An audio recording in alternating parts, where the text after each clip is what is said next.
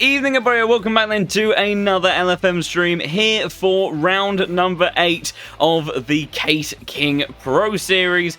After what's been an incredible championship so far, excuse me, the 7th round actually, we're starting off in fine form. We have made our way over to the circuit of the Americas. A very interesting, a very technical, a very tricky circuit for some of the very best on the LFM platform to try to tackle and take on this evening. Last week, we were at Kyalami, an incredible circuit in its own right. Legendary history around there, and Dáire McCormack making history so far across this season as he became the first repeat winner of Season 13, and doing so brings himself firmly into championship contention. Now, if you look at those championship standings yourself on the website, that you will see that George Boothby right now has quite a healthy advantage relative to Mr. McCormack and is being chased down by the likes of Dáire McCormack, Niels Narks, Marco Bischoff. However, you do, of course, also have drop scores in this championship. Your 2 worst rounds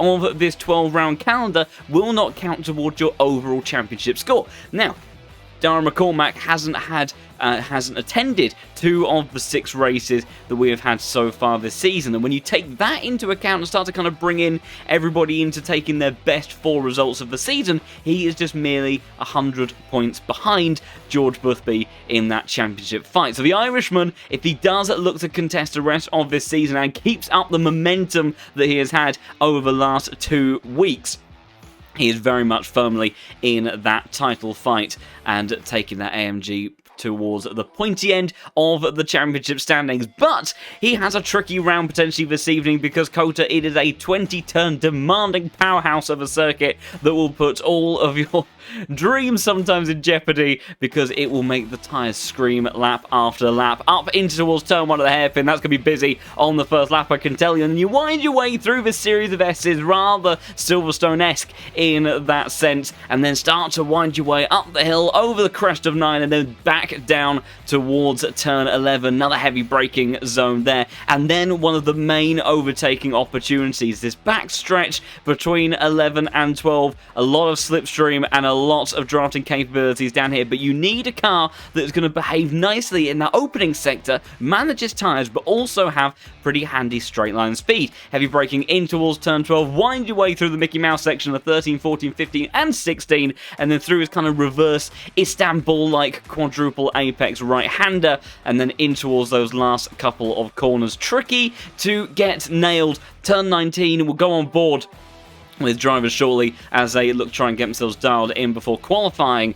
But that apex, very blind initial on entry, and if you get it wrong, there's a huge sausage curb on the inside of that apex that can send you flying wide and giving yourself a little bit of a headache, potentially both physically and metaphorically speaking. So we'll see how our drivers get on. Like I say, we'll be having a 15-minute qualifying session very shortly just around the corner, and also then, of course, our 60 minutes of racing action. So lots of stuff to dive into with that, and be looking to see how they get on in just a moment. Of course, we're always talking about the fact that when we have these championship rounds, at these final few moments of how drivers decide to try to get themselves dialed in to their session is a little bit of a preference. Some people like to really optimize for 1 lap pace. Some people like to really optimize for race pace and make sure that they are going to have the best chance of sustaining consistent lap times over the course of that 60 minutes. And each one of them is kind of as equally worthy of practicing as the other, and really, depending on how the race plays out, can very drastically change which one actually was more beneficial. Because you take turn 1 like this at COTA, you know, this hairpin is a little bit spooky. You know, this opening lap is going to be tricky to negotiate. It kind of has that slight nervousness, a bit like Monza. The first lap of Monza is always a scary one, and the reason being for that is because it's very wide on entry. But by the time that you make your way in towards the exit, you can still get about 3-4 cars wide, but it's so tight on that apex, and the way that the lines kind of vary from inside to outside, and the amount of speed that you can take in the middle of that corner is such a big variable as well. it really does start to open up opportunities and invitations to go for some overtaking maneuvers, but with a great amount of risk at the same time. So very tricky for our drivers to be contending with in that one. And we shall see how they get on. And I can tell you now, just in the background, as drivers are starting their practice laps and just trying to get themselves dialed in, that the track temperature is looking pretty toasty. We've got 31 degree air temp and 39 degree track temp. Now that is going to be very, very intense and heavy on those poor tyres. They're going to be screaming over the course of some of this, but see how our drivers get on. Of course, some of the very best that the world of LFM, ACC, GT3 Sim Racing, all of that goodness has to offer, and they will be looking to push on in style and try to dial in the best levels of pace that they can. And we'll be seeing how they get on in just a second, and I do believe that with all of that put together, that more or less that we can head over and see our drivers heading out on circuit. It wouldn't be a Season 13 stream if I didn't get one transition at least from. I managed to avoid it for half the season. It took until the 7th round until I buggered it up. But there we go. We do make our way over in towards practice, and we'll keep an eye on how our drivers are getting on. You can see right now, Dáire McCormack, the man has been in fine form over the last couple of weeks. Once again, putting himself in at least pole position contention, currently on 205.2. It's a pretty long lap around here for these GT3 cars. Not many circuits that we go to where we end up with times over 2 minutes, but certainly can make things a little bit tricky whilst trying to manage their outings in qualifying. You don't get so many opportunities to throw everything at it, so you need to be mindful of that one, of course. And of course, in the in the race as well, this circuit, 39 degree track temperature. That is extremely hot for these GT3 cars and these slick tyres to be contending with. I imagine there'll be some drivers that will be hoping potentially for some rain, but I don't think, unfortunately, it's going to be coming their way. But these Mercedes right now currently sitting P1 and P2 in this practice session. Very good one-lap pace by the looks of it, and of course Dáire McCormack, Aidan Walsingham, two very experienced drivers being able to extract that level of pace out of the car. Whether or not they're able to sustain that over the course of an entire race distance, that is the question, because you have the likes of George Boothby, currently sitting down in P5 at the moment, is your championship leader. But this Ferrari 296 tends to be a car that is, very good at managing its tyres and is always likely to come into its own in the latter stages of the race. Now, I have noticed in the chat, eagle-eyed viewer, we have a Boatley in the top split of the Case King Pro Series. Everybody, it is a good day. The Boatley has returned, and everyone can cheer that one on. Of course, we've got Villa Sinkanen in the number 34 car. And it's always a good day when you have a Bentley. It's just a feel-good car, isn't it? It's a bit like when you see a Rogue Lexus in the field as well. Exactly, Christmas has come early. What a fantastic day indeed, as drivers just getting their final couple of laps in for this practice session, and we will get on with qualifying very, very shortly. Also, once again, do want to say a big thank you for all of the incredible support over the last few weeks, and of course we had the second round of VM last Saturday. So many of you tuned in to see how drivers got on for 6 hours of racing goodness at Bathurst, and it was a fantastic round in that, and fantastic to have so many of you joining in there. And we are only just 10 followers away from another little milestone, 2,300 followers will be the target. And if you are enjoying the world of the Case King Pro Series and you have not followed the channel already, then do potentially just give us a little follow, and you can stay up to date with all of the incredible action that we have coming up over the subsequent weeks as this championship really starts to come to fruition. And meanwhile, very busy on pit exit. Philip Menard looks like they'll get out first, and I imagine that maybe this little bit of extra intensity exiting the pit lane is partly as a result of this longer lap time, because like I say, less opportunities for these guys to get their best laps put together and get their best shots at trying to take pole position. So everybody flying out onto the circuit for the first time and just doing those final crucial moments of preparation. The outlap in qualifying is such an interesting aspect of racing, and it's, you know, it's one of those things where it kind of falls a little bit under the radar at times, but it's really one of the key aspects. So kind of when you're looking at times from some of these alien level sim racers, is that how do they get that lap time? How are they half a second, 2 seconds faster than me around the lap? Well, you know, it's these marginal differences that all each accumulate and then end up adding up to that lap time, because,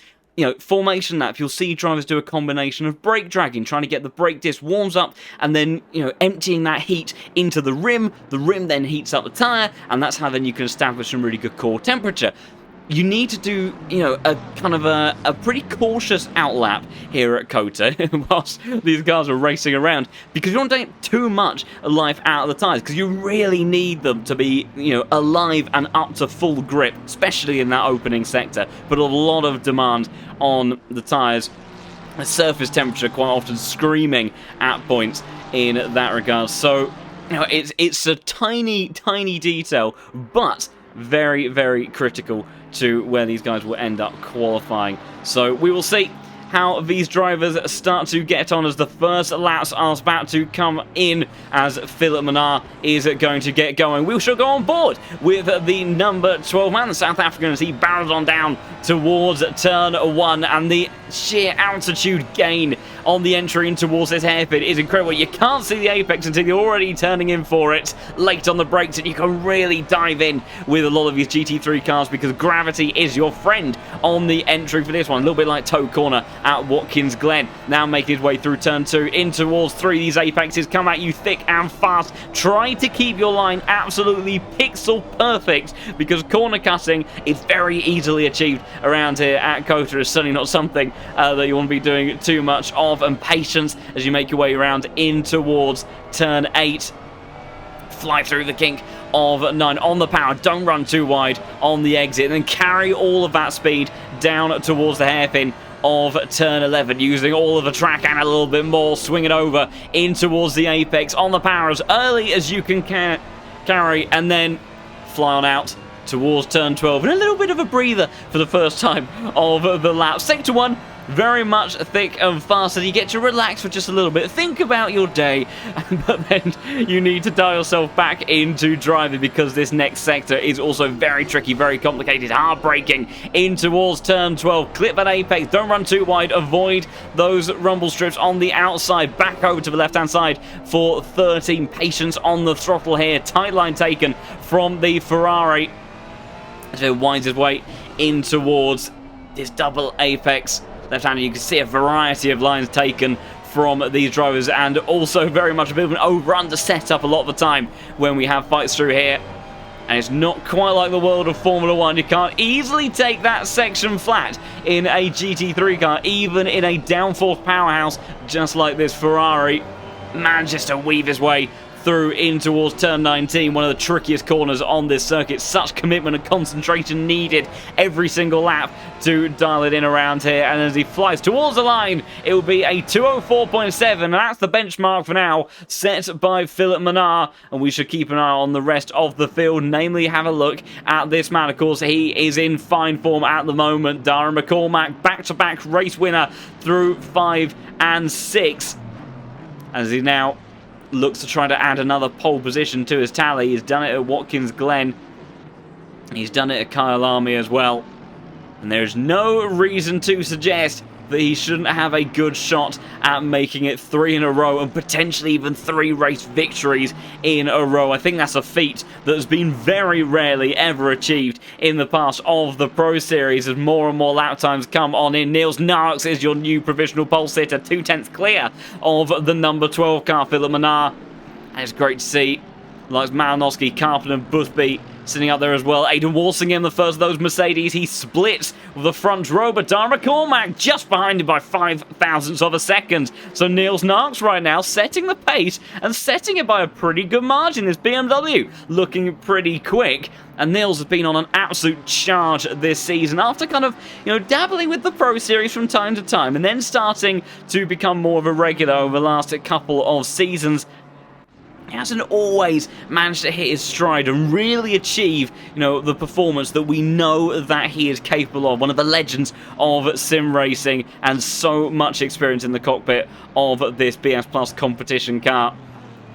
And he took a fantastic victory earlier on in the season after a bit of a hiatus from the top step of the podium. And right now, he is looking mightily quick. Being pretty even on the Delta with his previous lap time, whilst the likes of Walsingham and Mannar looking pretty handy as well. Philip Mannar, of course, first man to set a lap in qualifying. His second one looking pretty quick as well. Coming out of the final corner, flies towards the line. It's going to be very close. Oh, and he does by 2 thousandths of a second. But Niels Narks is barely an improvement for the number 3 car, but it might just be enough to offset the Ferrari from the front, and he does by just under a 1/10 of a second. Aiden Walsingham, though, is moving quickly. So is Sakari Leitonen in the Honda. And you can see the cheers in the chat. And I'll tell you what, they're something to be excited about. 0.3 of a second up on the Delta for the number 20 car, VTEC Power, down the back stretch. And we'll see what he is able to deliver. Looks like we've got quite a nice mix of cars currently sitting inside of the top 10. As take a little bit of a gander, and they have it. BMW, Ferrari, Mercedes, Aston Martin, Porsche, Honda, Lamborghini and McLaren's all sitting inside of the top 10. And we'll see what this number 20 car can do. He's maintained a 2/10 improvement. It could be top 5 territory as of right now in this session, as Malinowski as well is also moving very quickly. I can hear a Porsche screaming in the background. That may well be Mr. Malinowski. Is not. He's actually on the back stretch, so opportunities for him. Niels Narks bails into the pits. A little bit of time loss for later. In actual fact, he's going to set another lap in a minute, but crucially, he was 0.3 of a second up on his time, just like this man who's entering happy territory for the Porsche. This Mickey Mouse section is really where this car is going to come alive, and coming alive it is! Oh, a bit more than he gambled for, I think, on that one. Number 14 car getting a bit of oversteer and a touch more. Flies his way through the left-hander. And he now tries to blast away through this quadruple apex right-hander. Let's see what the Porsche can deliver. Managing to keep up that 0.4 improvement into the last couple of corners. It's going to be very close with Niels Narks' benchmark. This definitely looks like... Oh, he's lost a chunk of time. Oh, dear. And that's... Okay. Well... I think that says about it all. So the lap time definitely available for Massier, but a little bit of a mistake in the penultimate corner, and then quite clearly some frustration involved in that one. However, Sakari Leitonen, even bigger improvement than what he had on the previous lap. 0.4 up as he heads out of turn 11. And right now, that would be sitting him very much in those top 3 positions. So keep an eye on this Honda. It is moving very quickly today. Valentin Barry, the Frenchman. Aston Martin inside the top 10 as well. Number 7 car, 0.2 up on the Delta. This could put a cat amongst the pigeons on that front row. And, of course, the Aston, a very good race car by nature, tends to always allow you to really push as a driver. Campanella gets himself up into the top 4, and briefly for a second later, the Verdandiola was going purple. He's still 0.4 up on his previous lap time. Just over 5 minutes left to qualifying to go. Valentin Barrier does improve, but it won't see him gain any positions. What about this man, though? Number 20 car, he bailed out of the lap last time around. Neat and tidy through the penultimate corner.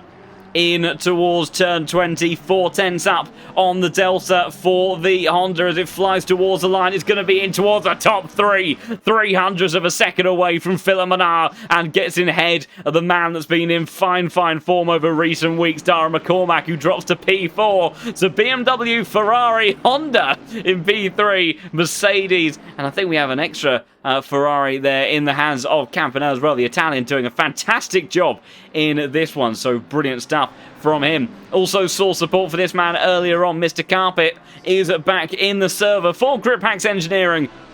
Currently sits P12 in the order. Dáire McCormack in the McLaren, of course, championship contender this season. Has been a little bit of a dark horse, hasn't taken a race victory yet, but be bagging in solid results time after time. As Michael Frey, big improvement for him on this lap. He's found 7/10 of a second. He is currently, unfortunately, last in the order, P37 for the Porsche, but I think he is going to move his way up quite a chunk, dabbling around the top 20 for the Swiss drivers. He heads towards the line. Was it going to be P19 for the number 21 car? But I turn my attention back towards Nils Narks briefly because the number 3 car again going quickly. Although I think he might have just invalidated that lap. He was improving by about half a tenth or so, but that Delta soon disappearing. But meanwhile, Tinko van der Velde, the other Williams eSports car, did not have the best of weeks last time out. He is up on his Delta by 2/10, make it 3.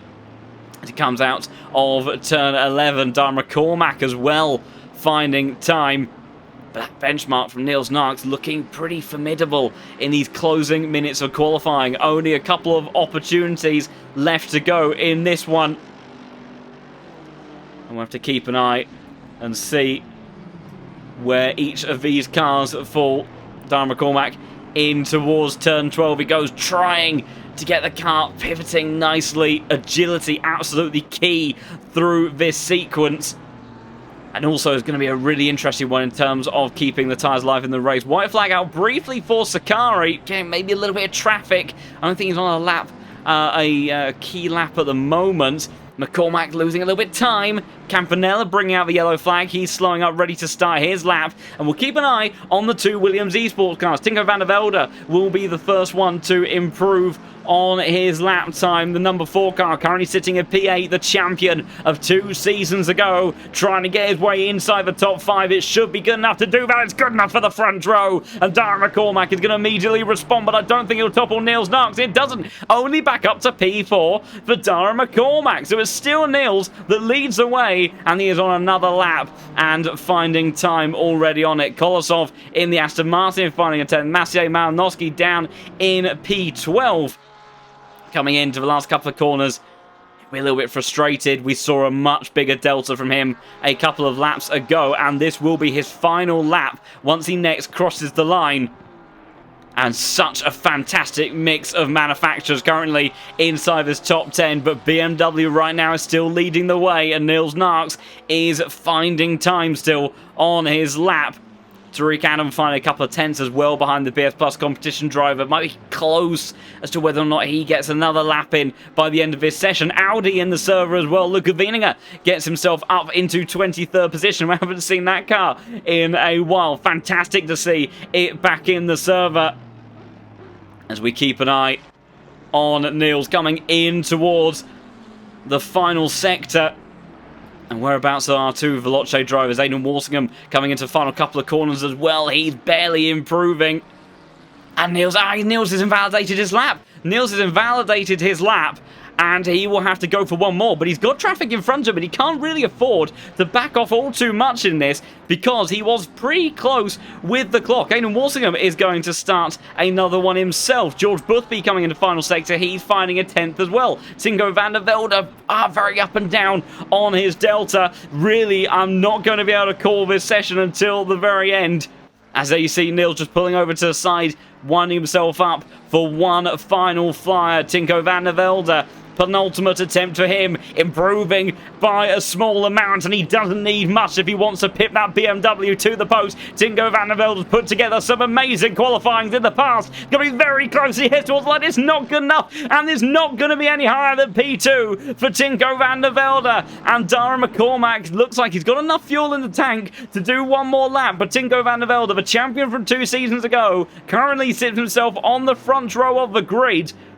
But as George Boothby gets himself in towards P6, will not be able to do enough to topple the BS Plus competition driver of Niels Narks. Aiden Walsingham finding a 10th. Valentin Barrier up a little bit on his time as well. Tariq Adam as well finding time. He did manage to get across the line. Massier is flying half a second up for Massier. It could be a huge lap time from the Porsche. Oh, and it just misses out at the very last corner. But there was the time that he was wanting to put in, but just 0.04 of a second away from Niels Narks, the Porsche, in towards the top 3. It was a big final sector from Massier, and Aiden Walsingham is also finding lap time as well.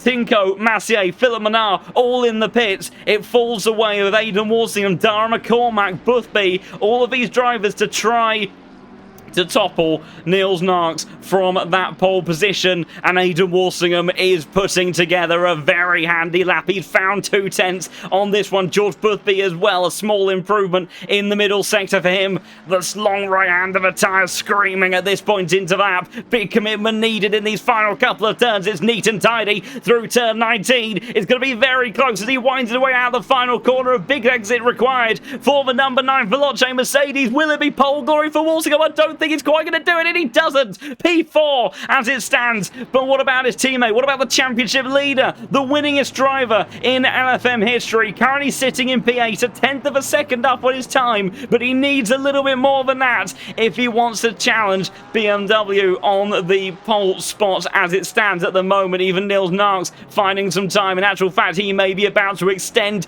this margin a bit further out of reach of the rest of the field, because Niels Narks is dialed in. He is flying as he crosses the line. It's a 2:04.4, dead on the money, and George Boothby has invalidated his lap at the penultimate corner, and the last car to cross the line to set a lap time is going to be Sinkanen. And after all of that, Niels Narks is your pole sitter for the 7th round of the Pro Series in Season 13. An incredible qualifying session, and even finding a little bit more in the very final moments. But Dáire McCormack, the man that's been on fire on form and tops those timing boards in the practice session, only P6 with his teammate 4 positions ahead of him. And he'll be wanting a bit more from this one, I'm sure. But my goodness, what a fantastic qualifying session that was. And what a setup this gives us for the next 60 minutes of racing. We'll go for a full run through of the grid in just a moment and see exactly what we have ahead of us. My goodness, what a fantastic bit of action that one. I'll tell you what, a great way to get going in this one. Thank you so much, everybody that has followed during the stream so far. Get ready and buckle in for what is going to be an incredible, incredible race, I have no doubt.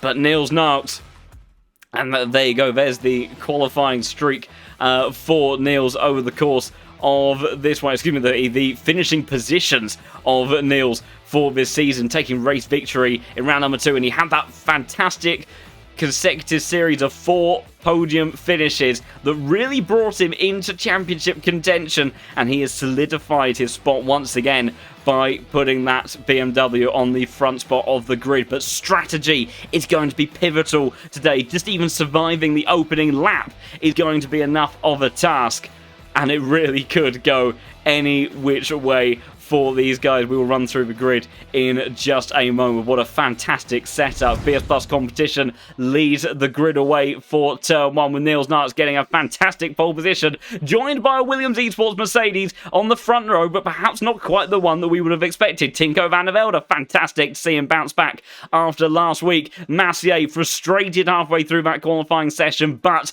managing to get the lap in when it counted. The Porsche sitting in P3. Aiden Walsingham, the next of the Veloce crew, he sits P4. Philip Menard, the South African, again, another very solid result for the LFM driver, and he sits inside the top 5 ahead of the man that has been the one to beat the benchmark of the last 2 rounds of the Pro Series, Dáire McCormack. He sits in P6, work to do for him. Fan favourite in the chat today, Sakari Leighton and Honda sitting in P7. Fantastic effort there from the number 20 car. Was George Boothby, the championship leader. He starts in P8. Harley Chamberlain, another hero of that qualifying session. Fantastic stuff from him to get the Honda inside of the top 10. 2 Hondas inside the top 10. Who would have thought that? Michael Frey, a brilliant effort from him in the end. The Swiss driver getting up in towards P10. Fabrizio Campanella, the Italian, as well. A fantastic drive in that qualifying session from him. Valentin Barrett, the Frenchman,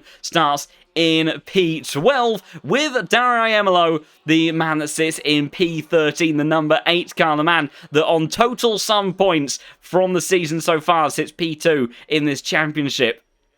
Vladislav Kolosov sitting in P14, and we're getting a little bit of a heads up that these Astons could be pretty quick down the back straight, and I'll tell you what, that's going to open up some opportunities and a half in towards turn 12. Tariq Adams starts P15 with his teammate behind, Tommy Razia, in P16. Nikita Orazayev starts in 17th place in the next of the Aston Martins, and there'll be Vincent Proel in the number 29 Ferrari. He will start in 18th position. And then the first of these Sprout Esports cars, and again in the same order that they were in last week. Noah Reeder leading the campaign for those McLarens as Timo Karppinen rounds out the top 20 for Grip Hacks Engineering, and the number 1 man on LFM, the number 1 man in the server, Marco Bischoff, a championship contender. He starts in 21st position. I'll tell you what though, this crew have rather gathered themselves just outside of the top 20. Henrik Gamble, of course, fellow Sprout Esports driver as well, sits just behind the 2-time Pro Series champion. Albin Manson starts in 23rd place in the number 23 car,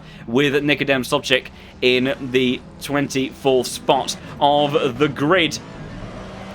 And Sasha Vassner rounds out your top 25. And absolutely in the chat, Harley Chamberlain, a regular to the Pro Series, but we haven't always been able to see him because he's often just missed the cuts for this top split. Of course, such high elo in order to qualify for this one. And what a debut, or what a return, excuse me, in towards the top split from Harley in that one. Luca Wieninger, 26, with Luke Anderson and Adam Spansky behind. And then another fan favourite for the day, the Finnish drivers putting on a show. Villason Kanan in the big bad Boatley sits ahead of Jardier, who rounds out the top 30.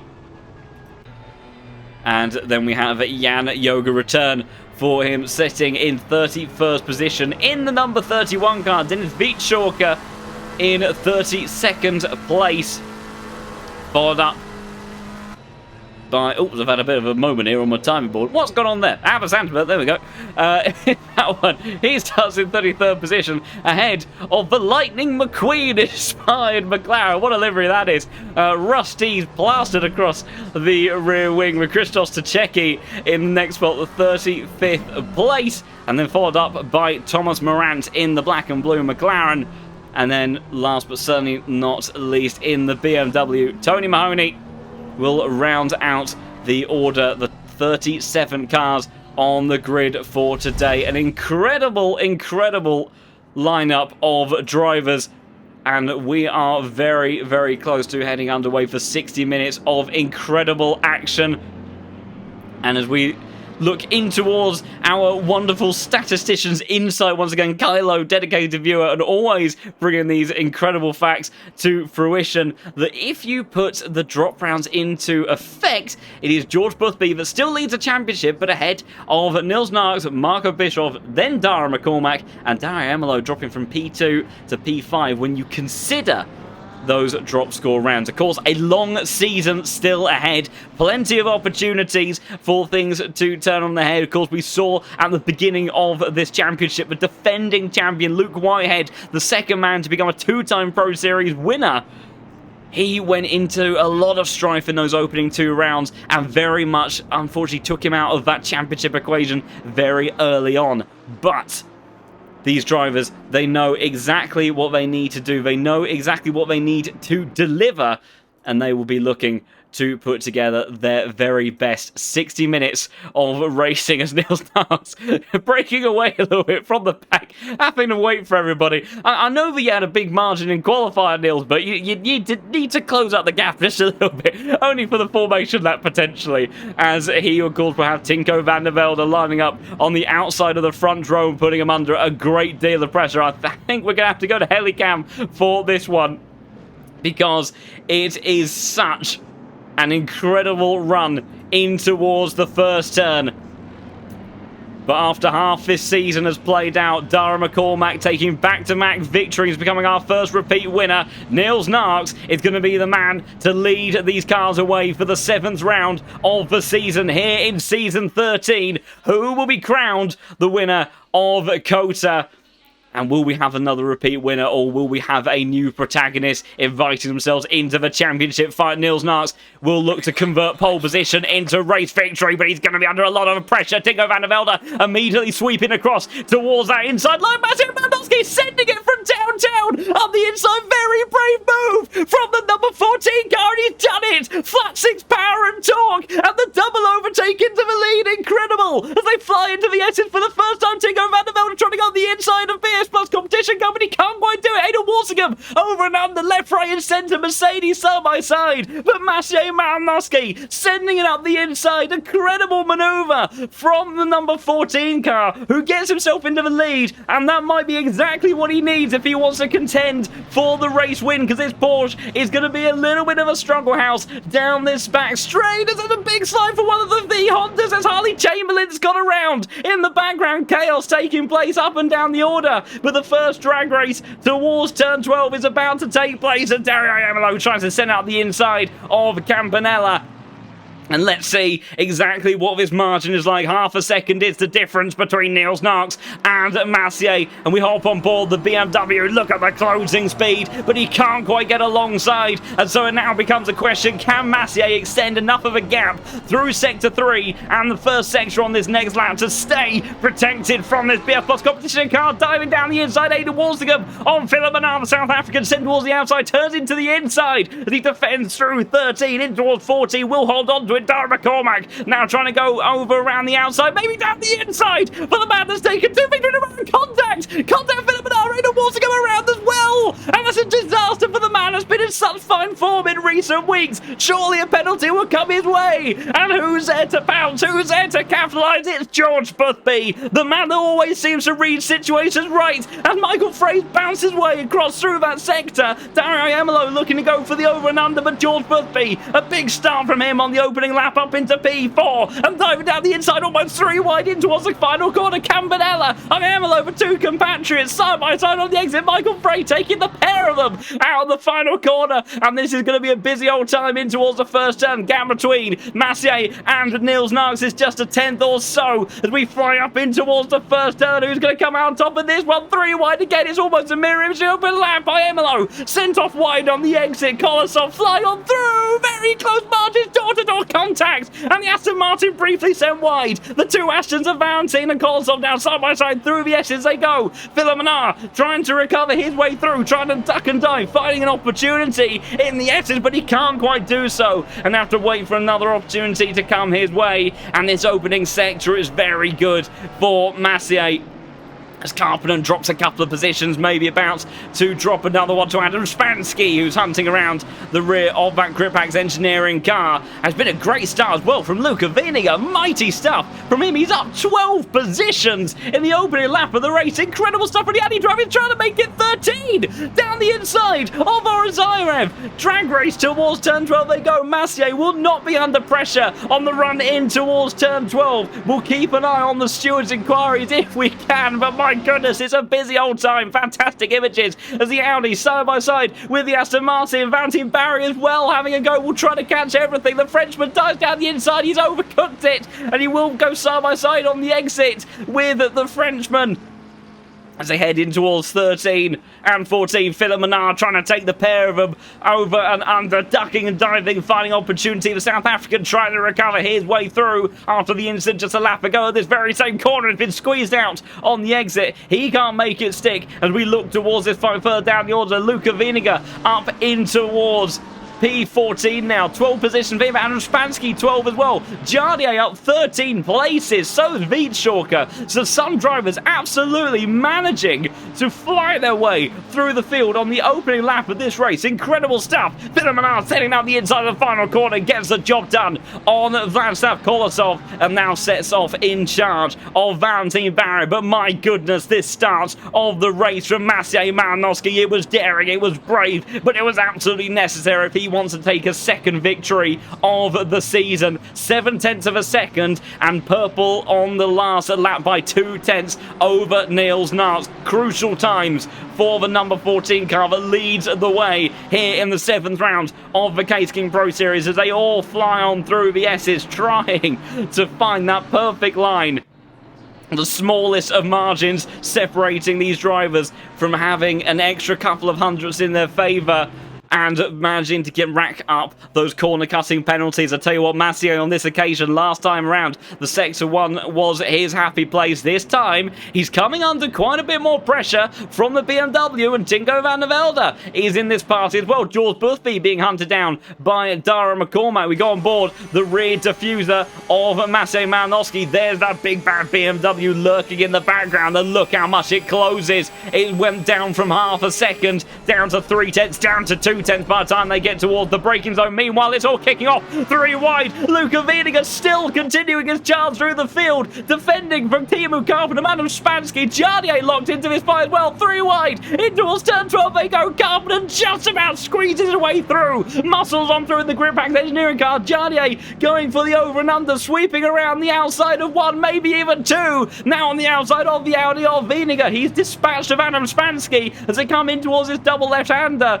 Racecraft absolutely on point for some of these drivers that have been nipping their way through the field. Incredible scenes. Someone else is falling down the order a little bit. It's the Boatley, and that's Sinkanen in 22nd place under pressure from one of the other beloved cars in the server, the 95. Rusty's inspired McLaren of Lorik Meko in 23rd place, who's got a bit of a bother from Thomas Morantau sending out the inside of the final corner, but he has the nose chopped off. He's been given a little bit of room on the exit, but not a great deal to work with. Meanwhile, I have to turn my attention towards our leaders because Maciej, he is being hunted down. He lost 3/10 of a second to both of these cars behind, and he is trying to keep them back, but it looks like this Porsche is incinerating its tyres at the front of the field. Track position absolutely key for this Porsche if he wants a chance at victory, but he's got a long old way to go. Wieninger still trying to put pressure on to Teemu Carpenter, and Jardier in tow as well. Ducking, diving, trying to find opportunity, looking towards the outside, trying to turn in towards the inside line, but can't quite do it. All of these guys from 15th place down to 25th position, absolutely nose to tail, and putting on an incredible bit of action. They are only 7.5 minutes into this race, and if you are enjoying this action, if you want to stick with all of this in the Pro Series, do give us a follow, because it's like this every single week, and the battle for the lead might be about to come to fruition now. Maciej Malinowski happy to defend towards the inside line. Niels Naert sent towards the outside. How brave is Maciej? Under brakes, he gets it a little bit wrong, and Niels Naert applies the pressure, and he makes the move stick. Maciej tries to go back up the inside. Oh, that was very deep, and he might lose another one here. Tinko van der Velde might be about to reclaim P2, might be about to take the race lead. Who knows at this point? Down in towards turn 16, Niels leads away then. Maciej trying to keep his Porsche alive, the tyres alive. He just about manages to hold off the Mercedes and sets about inside and reapplying the pressure to Niels Naert. Sector 3 might be the place where he can at least stay within touching distance, but he's got to be wary because Tinko van der Velde is absolutely biting at his heels in the big bad blue Mercedes for Williams Esports. But Niels now, can he get himself dialed in? Can he start to run away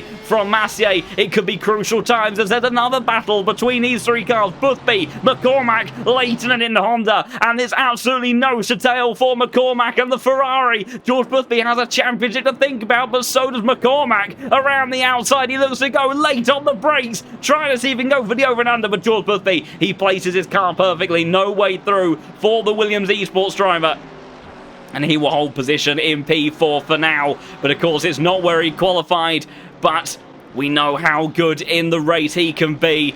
but it's all about straight line speed as well on this back stretch. And also, as we go further into the race, you would have to assume that this Ferrari should get stronger. So each lap that he can keep these other cars behind might make life just a little bit more doable, a little bit more easy for the number 2 car in the server to hold back this mighty attack from the Irishman, who has been absolutely flying in recent weeks. Down in towards turn 11 they go, no dive bombs into there. But I think once we get towards turn 12, it'll be a different story. Niels Nartz looking to break the tone. Maciej Malnowski, interestingly, is not going with him. And I'll tell you what, he might look to regret that a bit, because here comes Tinko van der Velde. Is the Mercedes going to be close enough? That BMW is an absolute monster down the back straight. Tinko can't do anything about it, but what about Dáire McCormack? Leighton, can they dispatch a George Boothby? And the answer is no. The Ferrari straight line speed is pretty handy in its own right. We look further down the order. Luke Anderson in the number 17 car, trying to make his way into 17th place. He's got Jan Jog applying pressure as well, but as it stands, unable to do anything about it. Meanwhile, side-by-side actions. Stachecki, Moran just in front of that Unicorns Love Mercedes of Sasha Vassner, ducking, diving, trying to find an opportunity to make his way through. And you can see Thomas Mann going a little bit wide out of 14. May open up an opportunity, compromised exit, but the Mercedes has nowhere to go. You saw him have to stomp on the brakes. Meanwhile, at the front of the field, Niels Nartz has absolutely flown away from Malnowski and leads this race. And Tinko van der Velde is applying the pressure to the number 14 Porsche. Yes, absolutely. Harley Chamberlain, heartbreak for him, went around on the exit of turn 9 on the opening lap.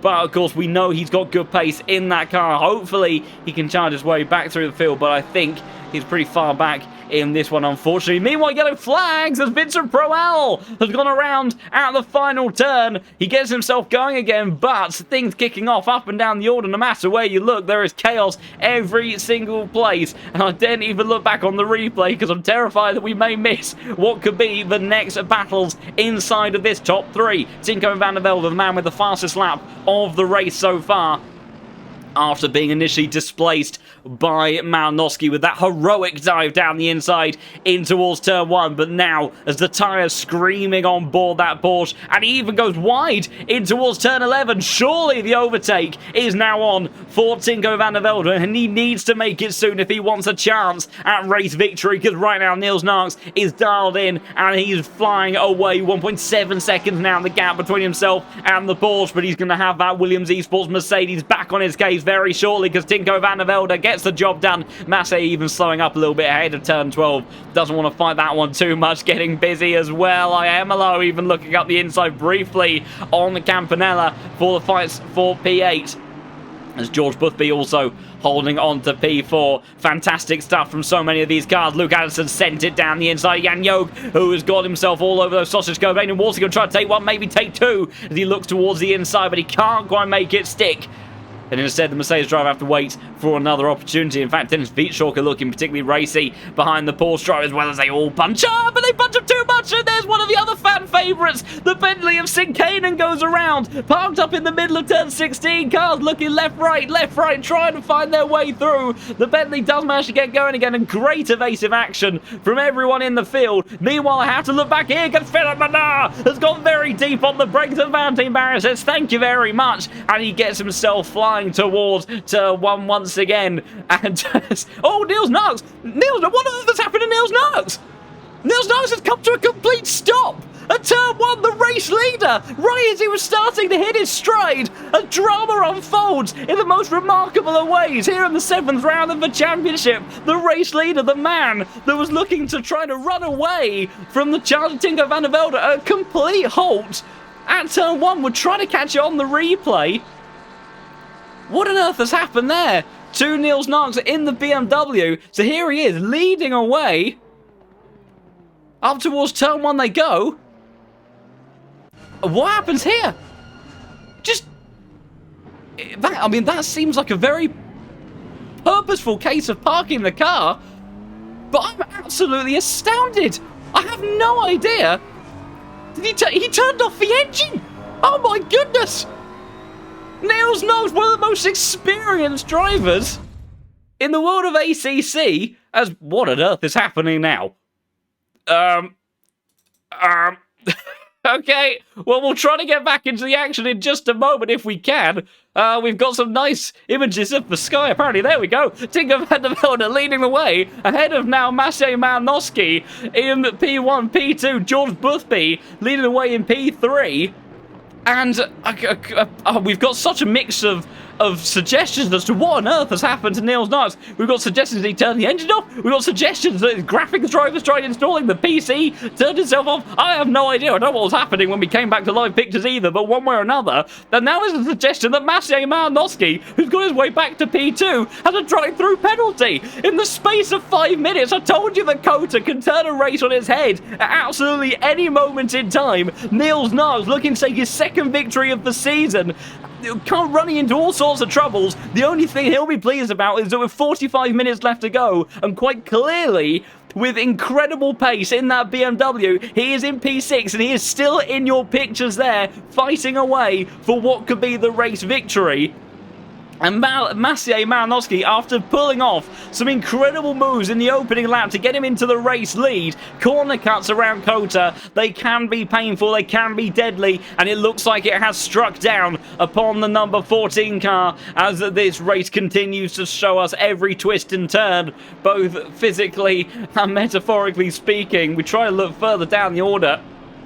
Valentine Barrier, I'm not having the best of luck with the overlays, I must admit, as hopefully we'll be able to see what is kicking off up and down this order. You can see Dáire McCormack right now still hunting away behind George Boothby, who has been unable to close in on to the Porsche up ahead. Michael Frey and Campanella battling side by side in the background.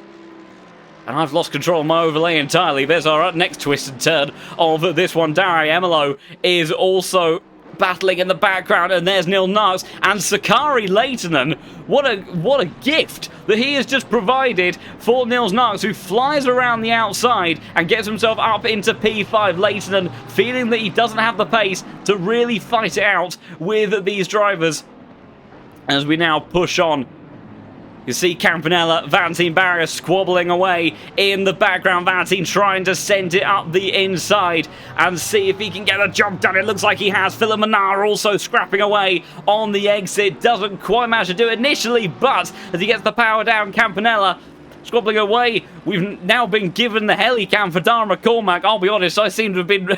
I seem to have lost control of the overlay entirely. It's now got a mind of its own as to where it's deciding to point. So we've got Dáire McCormack sitting in P4, hunting away at George Boothby. I'm going to try to tackle what on earth is going on at this end, because this is just all exploding as we speak, much like the way that this race is kicking off. And absolutely, Maciej has to serve his drive-through penalty. There is no way to go about it. He has to come into the pits, but of course, to try to stay out of traffic, I imagine that he is going to try to serve that as late as he possibly can.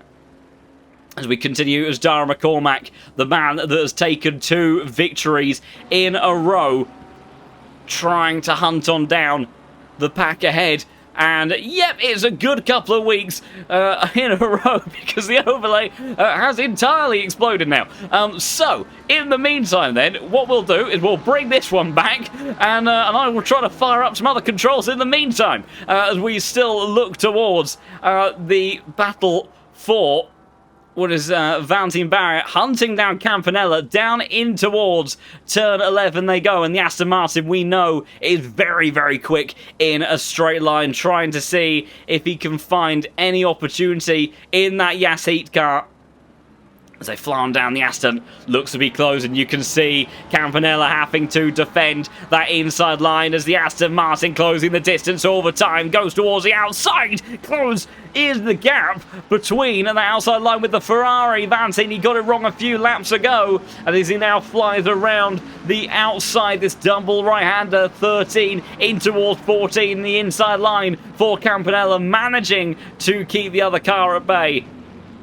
And they're both under pressure very imminently by the looks of it from Philip Manara in that Low Fuel Motorsport Ferrari. And we'll see how, as they continue to push on in this one, exactly how this fight is going to play out. As Campanella in towards penultimate corner they go. We switch away from Helicam out of nowhere as try to find, I know it's here somewhere, I believe it's this, if memory serves correctly. I haven't done this one in a while, I must admit, but I'm hoping, if I'm remotely lucky, please work.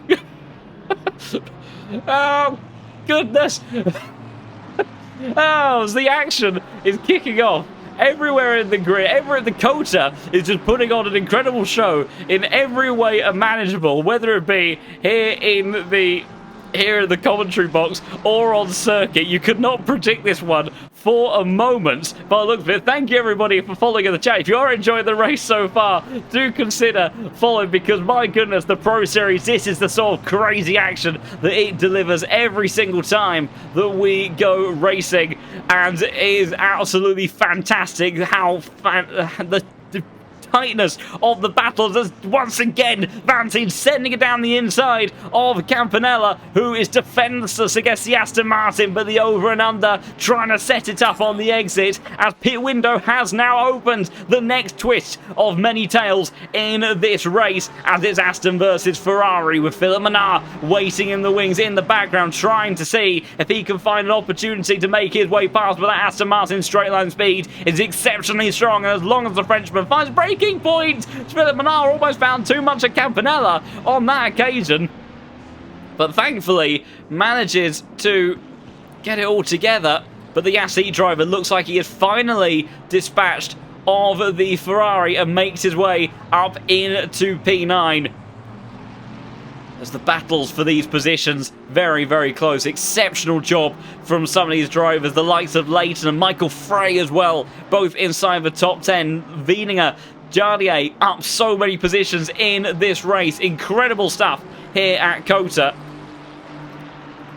As meanwhile, in the background, I have not been able to fire this up whatsoever, so I'm afraid that we may have to go back to clunky cameras for the remainder of this race. But I will do my best to still give you all of the action that I possibly can. Meanwhile, just to bring everyone up to speed in terms of steward inquiries, as the number 34 car has a 5-second time penalty for the incident on the opening lap. As meanwhile, what is going on here now? Philip Mannar gains 2 places. Campanella down 3 places in just a couple of corners. Drops behind Colosov. Vantine barrier fly on through as well.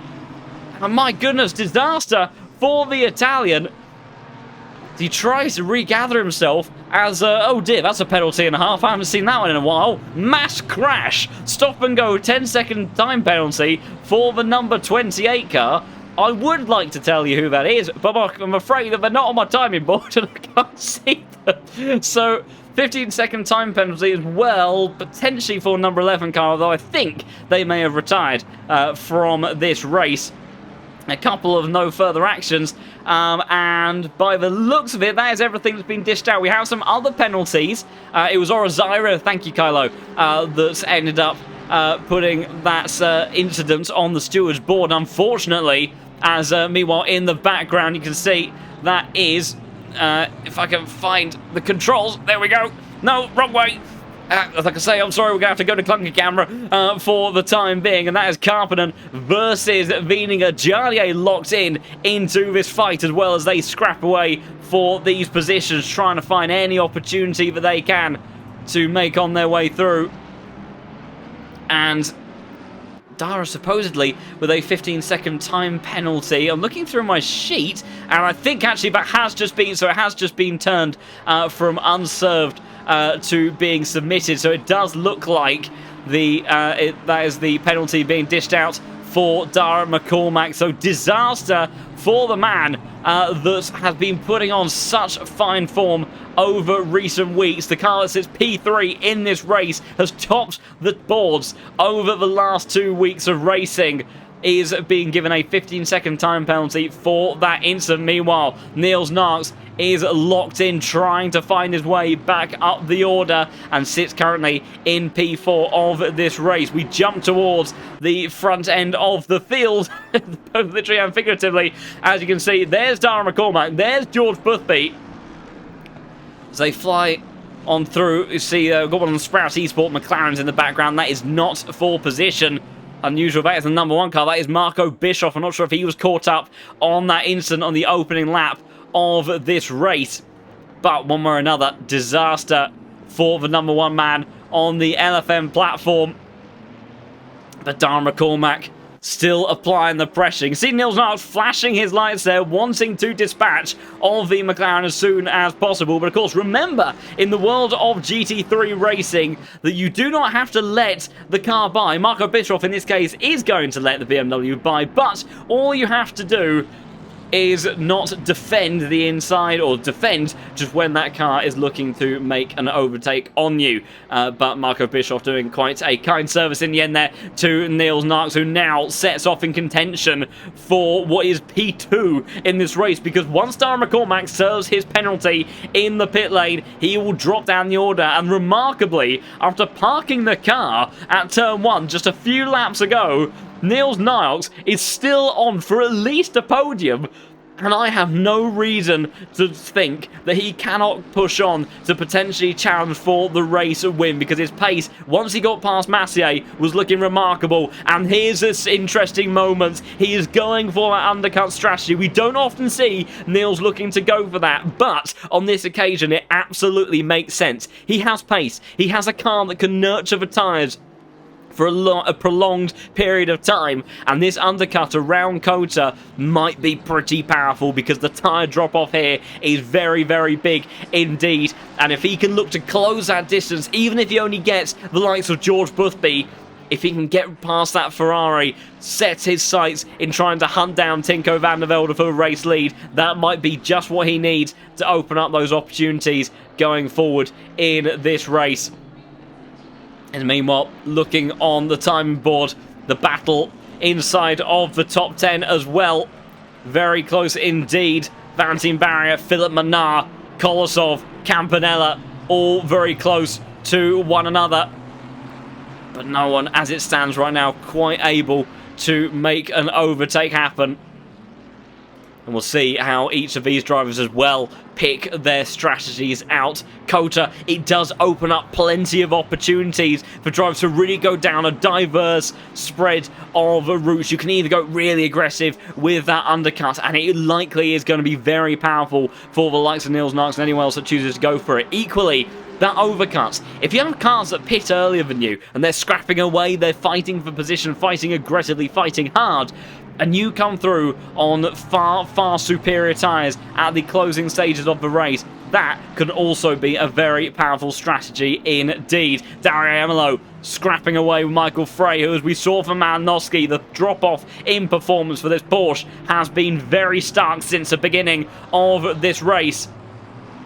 And now the man that sits P2 in the championship on some total points, trying to see if he can get a position, and that's the sort of trouble that this Porsche is having. And bear in mind, we do live in the TC0 meta of ACC, and that is not helping the number 21 car's case at the moment, who is still not going to come in towards the pits. And there's Philip Mannar now, diving in towards the pit lane, and Dáire McCormack, that looked like a good run out of the final corner. And the McLaren, look how low that car sits. The Porsche is not a big car, but McCormack absolutely squatted to the ground. The Veloce Academy driver sending it down the inside in towards turn 1. They go. The number 8 car, I think, is going to be able to get the move done as they head on through, and Michael Frey, despite his best attempts to use that flat 6 torque and power on the exit, is not going to be able to come back at the McLaren as those tyres continue to fall away from the Swiss driver. McCormack, the Italian, the man that's been so consistent and one of the most consistent across this season so far,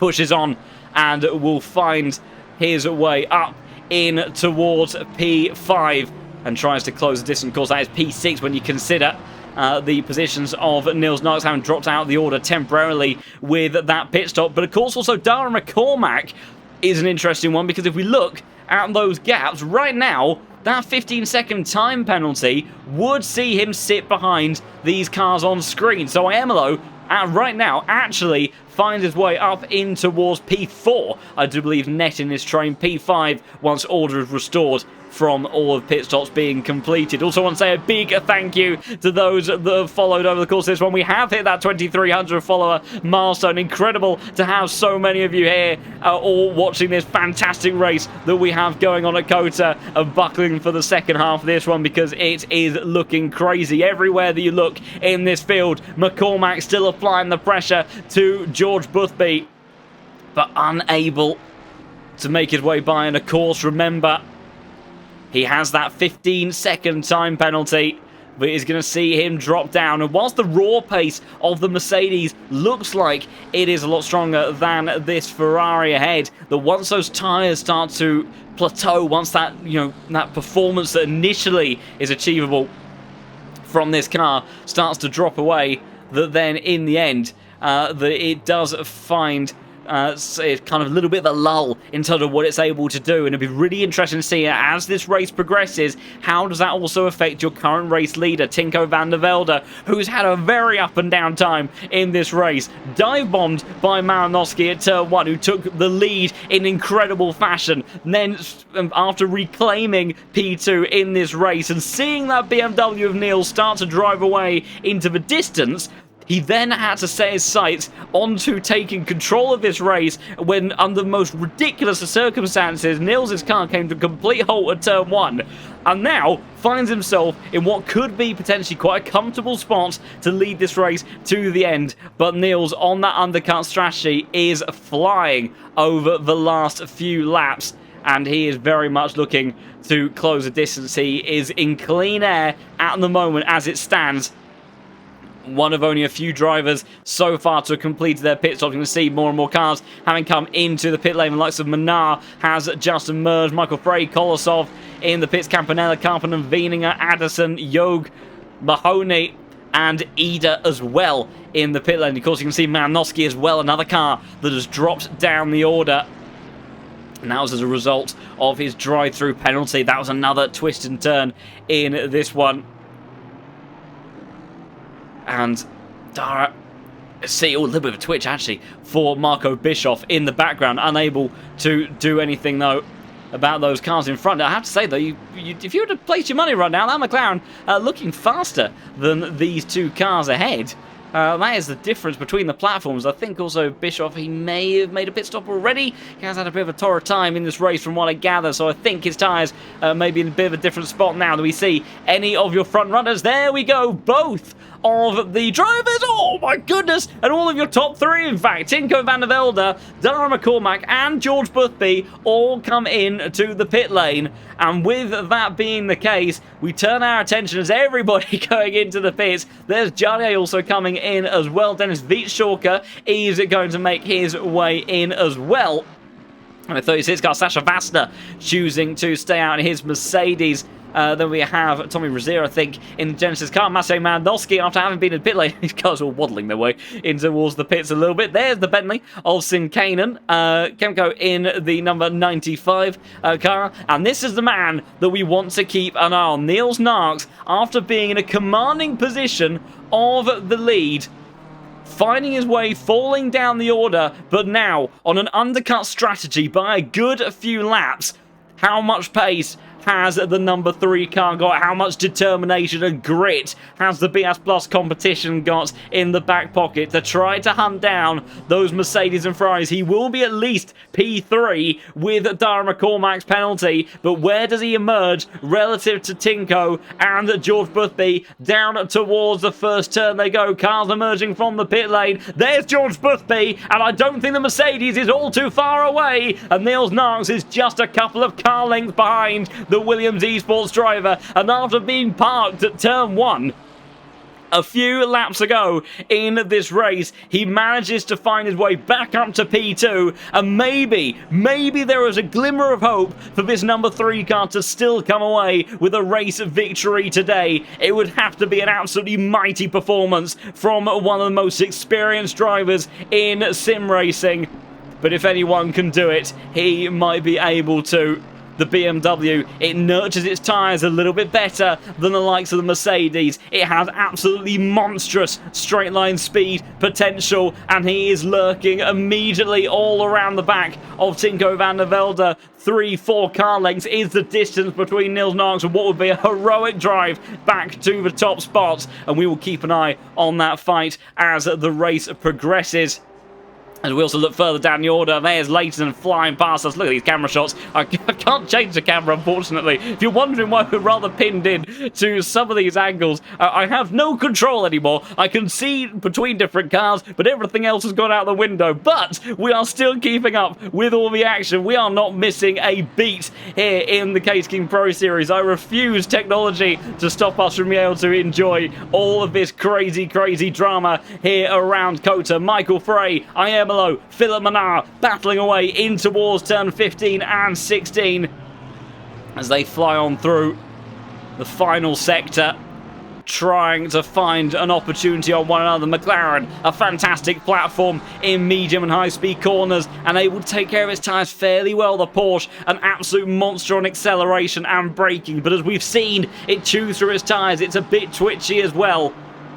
And as they fly up in towards the final corner, Philip Manar, the high downforce powerhouse, an absolutely glorious car is that Porsche 296, but I do have to turn my attention towards our battle for the race lead because I would not want to miss this for anything. Niels Narks is continuing to close the gap to Tinko van der Velde, and this is going to be such an interesting fight because Niels, he has got a tyre deficit that he is fighting against as well. Not only has he got to find the pace to overtake one of the best, one of the fastest drivers on ACC, a Pro Series champion in his own right a few seasons ago in the Audi, but he's got to do it on tyres that have already seen their best around this circuit. Perhaps if Tinko can just keep that BMW behind for, say, 10 or 15 minutes, then maybe he can hold on to this race lead. But Niels is looking to try to make that as difficult as he possibly can and do what would be one of the most impossible drives and recoveries that we may have ever seen. He did only drop to P6. He was gifted a position from Leighton and Malinowski. McCormack's penalty as well. So a few things have fallen in favour to compensate for the misfortune of what saw that BS Plus competition car parked at the entry towards turn 1 after being in the lead and looking to extend that advantage. But regardless, the pace, the determination, the perseverance he is showing right now might well be something that he lives to feel very, very pleased with if he can get the race victory. As they fly on through his final sector, the BMW starting to drop a little bit away from Tinko van der Velde. As we wait and watch to see what the transition in these tyres is going to be like. Other penalties to keep you posted. The number 10 car, a 10-second time penalty handed out to them. I can't see who that was on the time board either. The number 35 car has a 15-second time penalty. There's your gap between your two leaders. 6.5 tenths of a second on that last lap. George Boothby 3.3 seconds behind and unable to close the gap to these cars up ahead. It just looks like they're a bit unreachable, but once again, Boothby looking to try to bank in another consistent result. Sasha Vasta, the last man to come in towards the pit lane. No reader, thank you, was the number 10 car. That's the driver that's taken that 10-second time penalty. We've also had the number 25 car, that's Campanella, that's got a 5-second time penalty as well for an instance with the number 7 car. That was Valentin Barrier, so perhaps when we saw the Ferrari dropping down out of that fight at the exit of turn 1 and through the S's, as well as that, he's also been given a 5-second time penalty as well. So a couple of difficult moments for the Italian driver. Still a lot of promising pace demonstrated by him today, but definitely not an ideal day behind the wheel of that Ferrari as it stands. The BMW absolutely latched onto the back of this Mercedes. We know how good it is in a straight line. The Mercedes is not too shabby either. But right now, it does look like a advantage, maybe just briefly, towards this BMW. We will keep an eye on that fight as things progress. We look further down the order. Iemolo ahead of Michael Frey. Philip Mannar still scrabbling away with Valentine Barrett as well in the number 7 car. And he has Kolosov applying pressure behind as well. And that's always one of those things that you really have to be on top of in racing and motorsport. That, you know, when you're trying to apply the pressure to the car ahead, when you're trying to find each and every opportunity, show your nose here, show your nose there, to put them off. The other thing you've got to be so critically aware of is the fact that every time you do that, every time you go offline, the car behind you, assuming that they're not battling someone themselves, they are just taking the optimal approach to each and every corner. They are likely reeling you in at each of those moments. And before you know it, you can go from being the aggressor, the attacker, the one trying to make the moves happen, to suddenly having to defend for your life to the end of the race.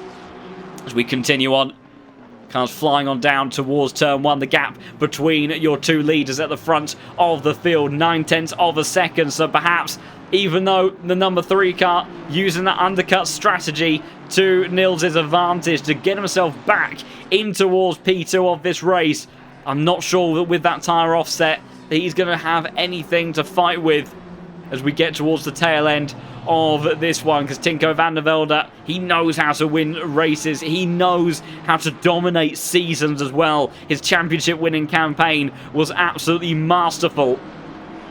A string of races that was very hard to repeat. And he is looking to try to close out another result. And also on top of that, notably, is looking to become our 6th different race winner of the season.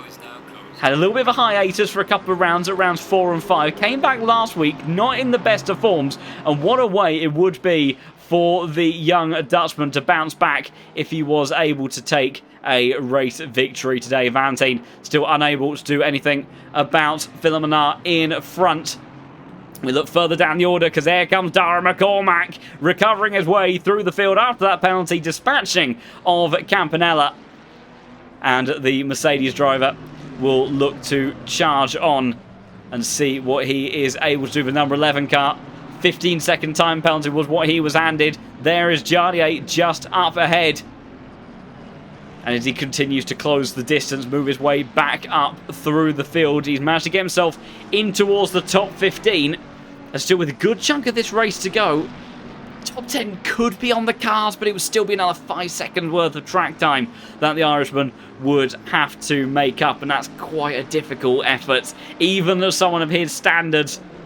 Of course, back-to-back victories over the last 2 rounds. Our first double race winner of the season. But the Mercedes driver with a lot of work to do, and I have to say, Tinko van der Velde for Williams Esports, he really has been the benchmark for that team today. And what a way to assert that bit of status in the team and kind of re-establish that role ahead of the Irishman. Luca Vinegar looking pretty handy behind the wheel as well. What a drive it's been from him today. And right now he's putting all sorts of pressure on to the back of Campanella. You see that number 30 car lurking all over the rear of this Ferrari. And a reminder to those that may be unfamiliar or new to the world of LFM. First of all, warm welcome to you. Hope you are enjoying this incredible race here around COTA race circuit. But what do these number plates mean? What does the world of LFM actually mean? Well, it all ties into one beautiful answer. So, these numbers in the server represent these drivers' relative elo to one another. Effectively, their skill rating that they have earned on the LFM platform.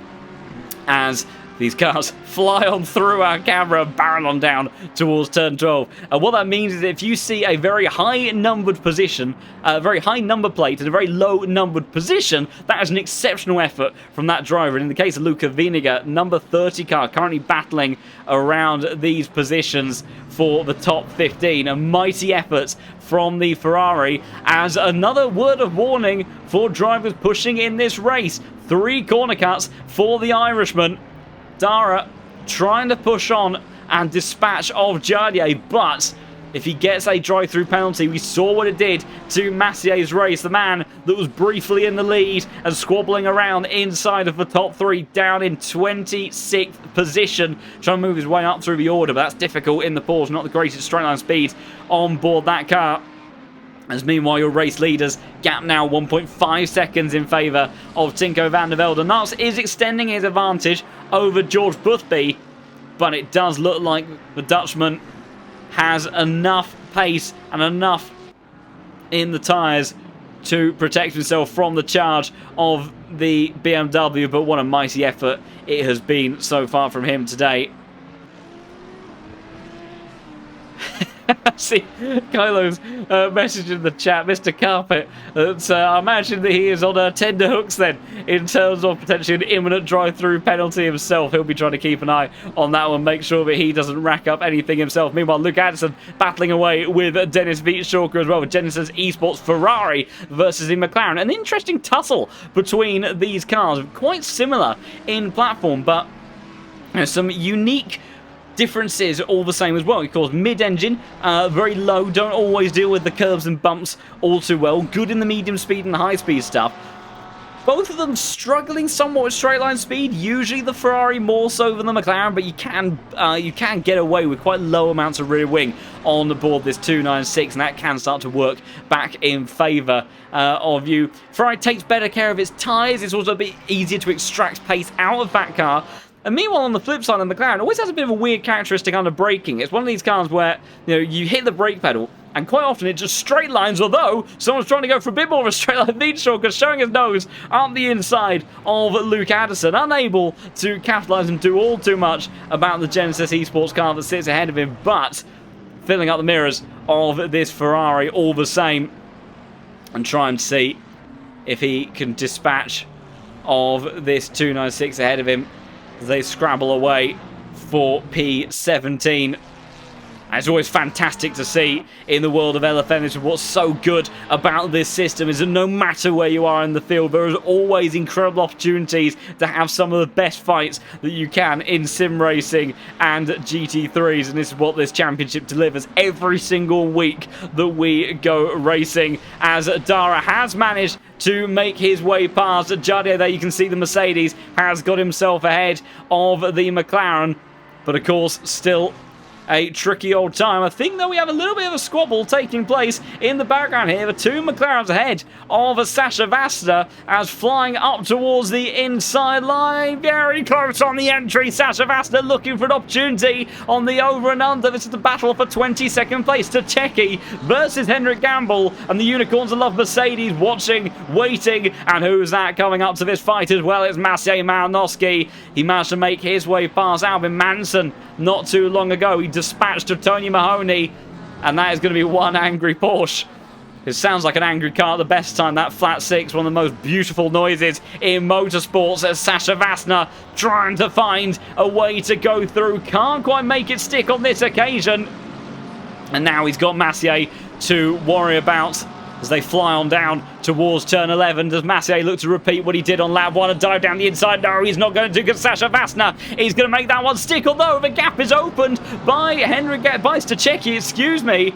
As they fly on out of the corner, Sasha Vasta now trying to give the slipstream over to Malinowski. They all funnel over to the left-hand side, and the next drag race begins as they fly on down as in towards turn 12. They look to go. Can Stachecki get back down the inside? It doesn't look like he can. He's got to be careful not to go into the back of the Unicorns of Love car. Fantastic racing between these guys. Maciej looking up the inside, can't make it stick. In towards 13 they go, the Porsche. So good though through this sector, but it's a matter of can he keep the tyres alive? Can he keep the car on the road? And a bit of the middle of the road defending from Stachecki keeps that Veloce Porsche at bay. And they will continue to scrabble away, I am sure, very, very imminently. I do also want to take a bit of a look towards some of our cars inside the top 10 as we clunk cam our way over between the positions for 25th place in towards this fight inside the top 10. Philip Menard, a little bit of a hop over the curb at the apex of turn 1. And Valentin Barrier and Kolosov both applying pressure. And those Aston Martins, Michael Frey still doing an exceptional job. What has happened to Maciej Malinowski? Suddenly, dropping several positions. We bounce our way back down the order, trying to find out what happened to him. There we go, Massier back in the pits. Did he get another drive-through? Oh my goodness, if he did, what a disaster. The man that at one point today was looking to contend for the race victory after that absolutely heroic start now finds himself in a spot where he is just plummeting down the order more and more, and absolutely confirmed in the chat there, thank you. Unfortunately for Massier, that really is an absolute disaster and a very, very frustrating day. Meanwhile, Dáire McCormack, who himself, after coming back from 2 incredible weeks of racing, flashing the lights there, but this is 4th position. The Williams Esports Mercedes hunting down Adam Spansky for ITB Racing the McLaren. Will they look to defend towards the inside line? I think he's going to make it pretty easy for the Irishman. Doesn't want to fight this one too hard. And the number 11 car makes his way up into P12 as he recovers through the order. Of course, not a drive-through for the Williams Esports car, but a 15-second penalty for that mistake in the opening phase of the race, causing himself that frustration, and he will now set off in charge of those up ahead. That's the wrong way as to where I was trying to go, back up in towards this fight, just to keep an eye on this one, because your positions inside of your top 5 pretty well settled as it stands. Of course, one of our sort of hidden heroes from today, Sakari Leighton, and there he is in the Honda, still P4 in this race in that number 20 car. An incredible effort so far from him. See a Honda up there again. We haven't seen one in a while. It's been Nürburgring, I think, was the last time that we had a car up there in the hands of Marco Jonkers, if memory serves. And oh dear. And apparently George Boothby, your championship leader, we had this a little bit last week. I can't remember who it was, but somebody was under the weather whilst trying to take on the mountain. I feel it might have been Niels. But with 10 minutes left to go, George Boothby not feeling at his best. He's still doing a fantastic job. And of course, after starting in P8, capitalised on all of the drama in the opening couple of laps, getting himself up into those pointy end of the grid positions to look to bank in again a very important result. And meanwhile, Michael Frey might be about to have his luck run out because those Porsche tyres are starting to give way, and it just looks like Philip Menard, Vancy Barrett, Kolosov, there's Iemelo sitting in a comfortable P5 at the moment, starting to get a little bit antsy behind the rear end of the Swiss driver as they fly on down in towards turn 12. Does anyone look towards the inside? That Porsche has surprisingly good straight line speed, able to keep all of those cars at bay despite the slipstream and the train effect that they have going on right now. And Michael Frey, another one of today's stars, keeping cars that have been contending around top 5 positions on a fairly regular basis when you take the case of Philip Menard in this Ferrari. He's been so good and consistent throughout most of this season, and it's not an easy task to keep those cars behind. But as we saw at the tail end of the first stint for Michael Frey, the rear tyres on that Porsche do start to give away quite badly. Dáire McCormack, I'm not sure he's going to be able to make any more progress in this race with such little time left on the clock to go. He sits 4 seconds behind Aidan Walsingham. It would have to be a big charge from the Mercedes driver, especially whilst hunting down a like-for-like car.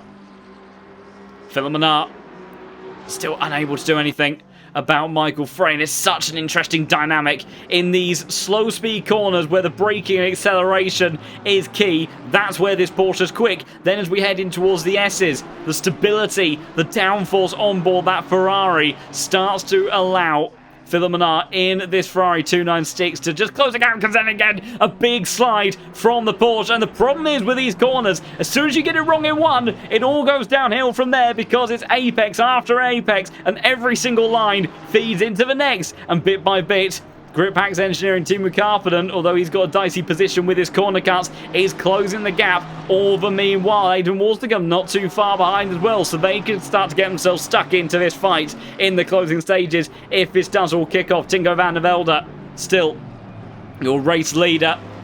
Niels has done a fantastic job on those undercutting tyres, keeping the margin at 2.1 seconds. He will be absolutely in despair, I imagine, to come away today with anything other than a race victory. But a great fight nonetheless between Ferrari and Aston Martin. Valentine Barrett says, I want to go. And this one down in towards turn 12. They go with number 7 car. A little bit of argy-bargy. Kolosov trying to get himself into the action as well. The Frenchman, though, I think, has managed to make the move stick, and he does. And now the Aston Martin, one of the quickest cars down the back straight. He looks to set off in sight of Michael Frey and Philip Manal. Not too happy about that one. We'll see if the stewards have anything to say in that. But I imagine some frustrating words between those two, and I can tell you now that has actually already been investigated, and it is no further action. So Philip Manal, unfortunately, flashing his lights away, but this won't result in a penalty. So the Ferrari driver will have to slot into position. Just try to wait for an opportunity to come his way. 25 laps of this race completed. Your top 3 in a class of their own. Tinko van der Velde, Nils Narks and George Boothby. A further 7 seconds clear of any of the rest of the field. And our closest fight on circuit right now is 3-way tussle. Michael Frey escaping a little bit out the road with all of that squabbling. As we've also got Jardier and Adam Spansky having a bit of a scrap. We'll try to catch up with them. Here it is. As there is the ITB racing car. Jardier Campanella as well locked into this one as well. So once again showing anywhere you look in the order. Providing fantastic opportunities for racing. That's Luca Wieninger again. That Audi, I think it's just chewed through its tyres a little bit too much to get fully stuck in to these fights up ahead, but still an incredible bit of racecraft from him today to get that Audi into the position he has, gaining 12 positions on the opening lap of this race. Was absolutely pivotal to what looks like it could be one of his best results in the top splits of the Pro Series. Jardier, of course, like for like in terms of the car he is looking to pursue. Campanella in the Ferrari. Double slipstream effect for the 296, but not enough horsepower, not enough from the prancing horse in order to make a move happen. And in the end, he will have to stay behind Jardier, who is again, just looks like he's kind of maybe testing out how late he can brake, how much can he push onto the back of this McLaren, as he tries to find a way to set up an opportunity in the closing stage of this race. Being a bit disappointed about his form over recent weeks. Qualifying again, not his best, but the experience, the ability to navigate situations, once again absolutely paying dividends in this one. Interestingly, last lap, Nils Knox actually closed the gap ever so slightly to Tinko van der Velde. 1.9 seconds a gap between your race leader and the man that sits in P2. So Tinko, he cannot afford to lift off for a second. He is absolutely still under the pump. Michael Frey has started to gap Valentine Barrett just a little bit. Philip Mannar as well has fallen away by a second. And that is actual fact. It is Kolosov a bit further up the order that is under some pressure from Teemu Karppinen in that Lamborghini. You see, Grippack's engineering car, the V10, also bringing Aidan Walsingham into the party as well. Bit of scuffed paintwork on the side of the Aston Martin, as Valentine has all of a sudden closed up to the back of Michael Frey, who once again is potentially going to be in a little bit of a spot of bother. But the straight line speed of this Porsche has been surprisingly decent, as Valentine trying desperately to close the gap in towards turn 11. They go. Look at the Aston Martin. It's absolutely mighty under braking, and this is going to be a very interesting drag race indeed between these two. The Yas Heat car closing the distance all the time as they fly on through up towards turn 12. They go. Is there an opportunity? Is there a dive bomb on the way being sent towards Michael Frey? He feels the need to defend for the first time from the Aston Martin driver. Valentine sent towards the outside line. He can't make something stick there. He'll try to go for the over and under, but the torque, the flat six acceleration from the Porsche is just a little bit too good, and he does manage to keep the Aston at bay. And if you're in Valentine's shoes right now, I'm wondering how much closer do I have to get on the exit of turn 11 to put this Porsche under pressure. It's a remarkable setup that must be on board that 992, because to keep the Aston Martin at bay down that back straight is not an easy feat. As they fly on through in towards the penultimate corner, Just a handful of laps to go again. Niels Knox bringing the gap down to 1.5 seconds.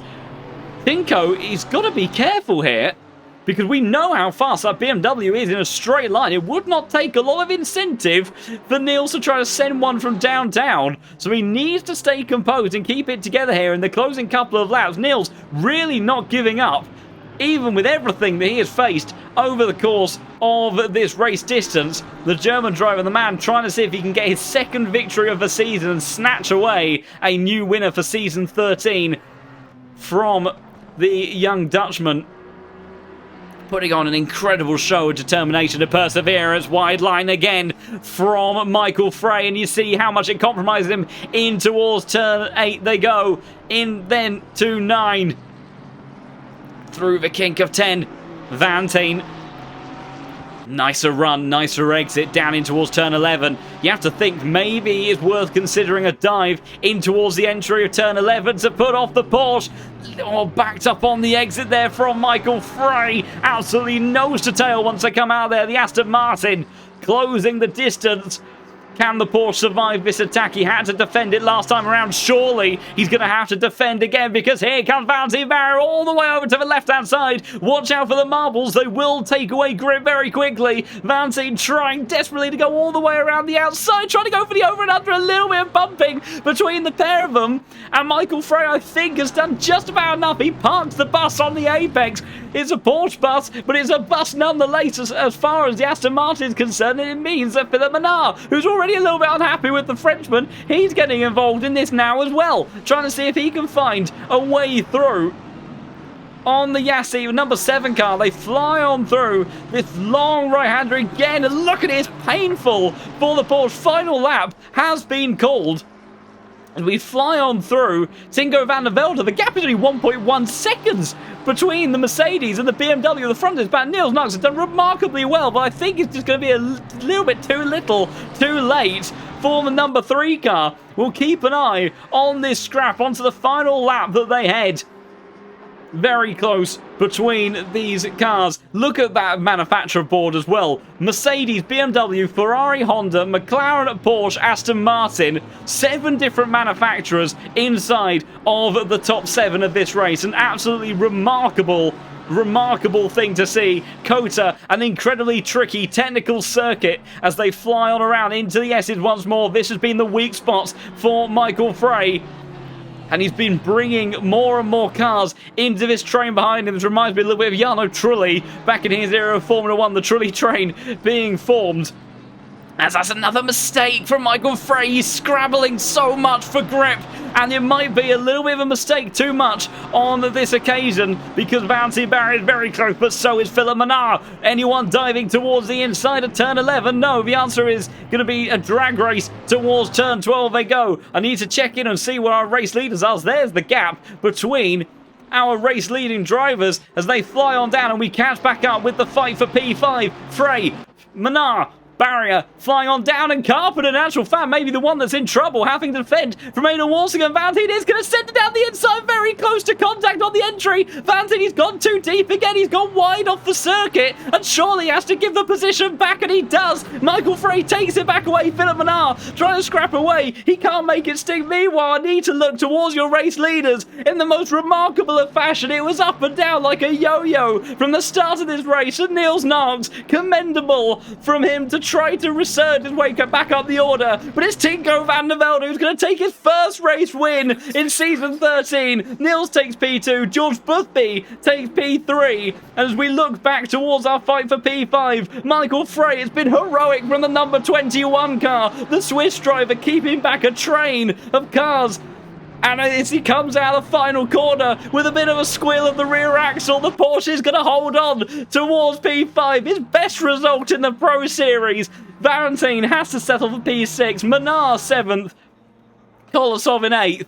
And I think across the line, as we'll get updates on the timing board, Aidan Walsingham battling away, did not manage to get the the Lamborghini of Timo Karppinen as celebrations for Michael Bray. We look towards to see any of our final squabbles as everybody slows up coming across the line, trying to see if there's anything further down the order. I think we do have a little bit of scrap between number 29 and the number 26, Vincent Proel versus Thomas Morant, heading towards the line. It looks like the McLaren is just about going to eke out the advantage, flashing the lights there as the friendly scrap ends, and we see as the clock cam continues. Massier, unfortunately, 2 drive-through penalties for him. Disaster for him. Disaster for Marco Bischoff as well, who sits all the way down the order, completely even off my timing board.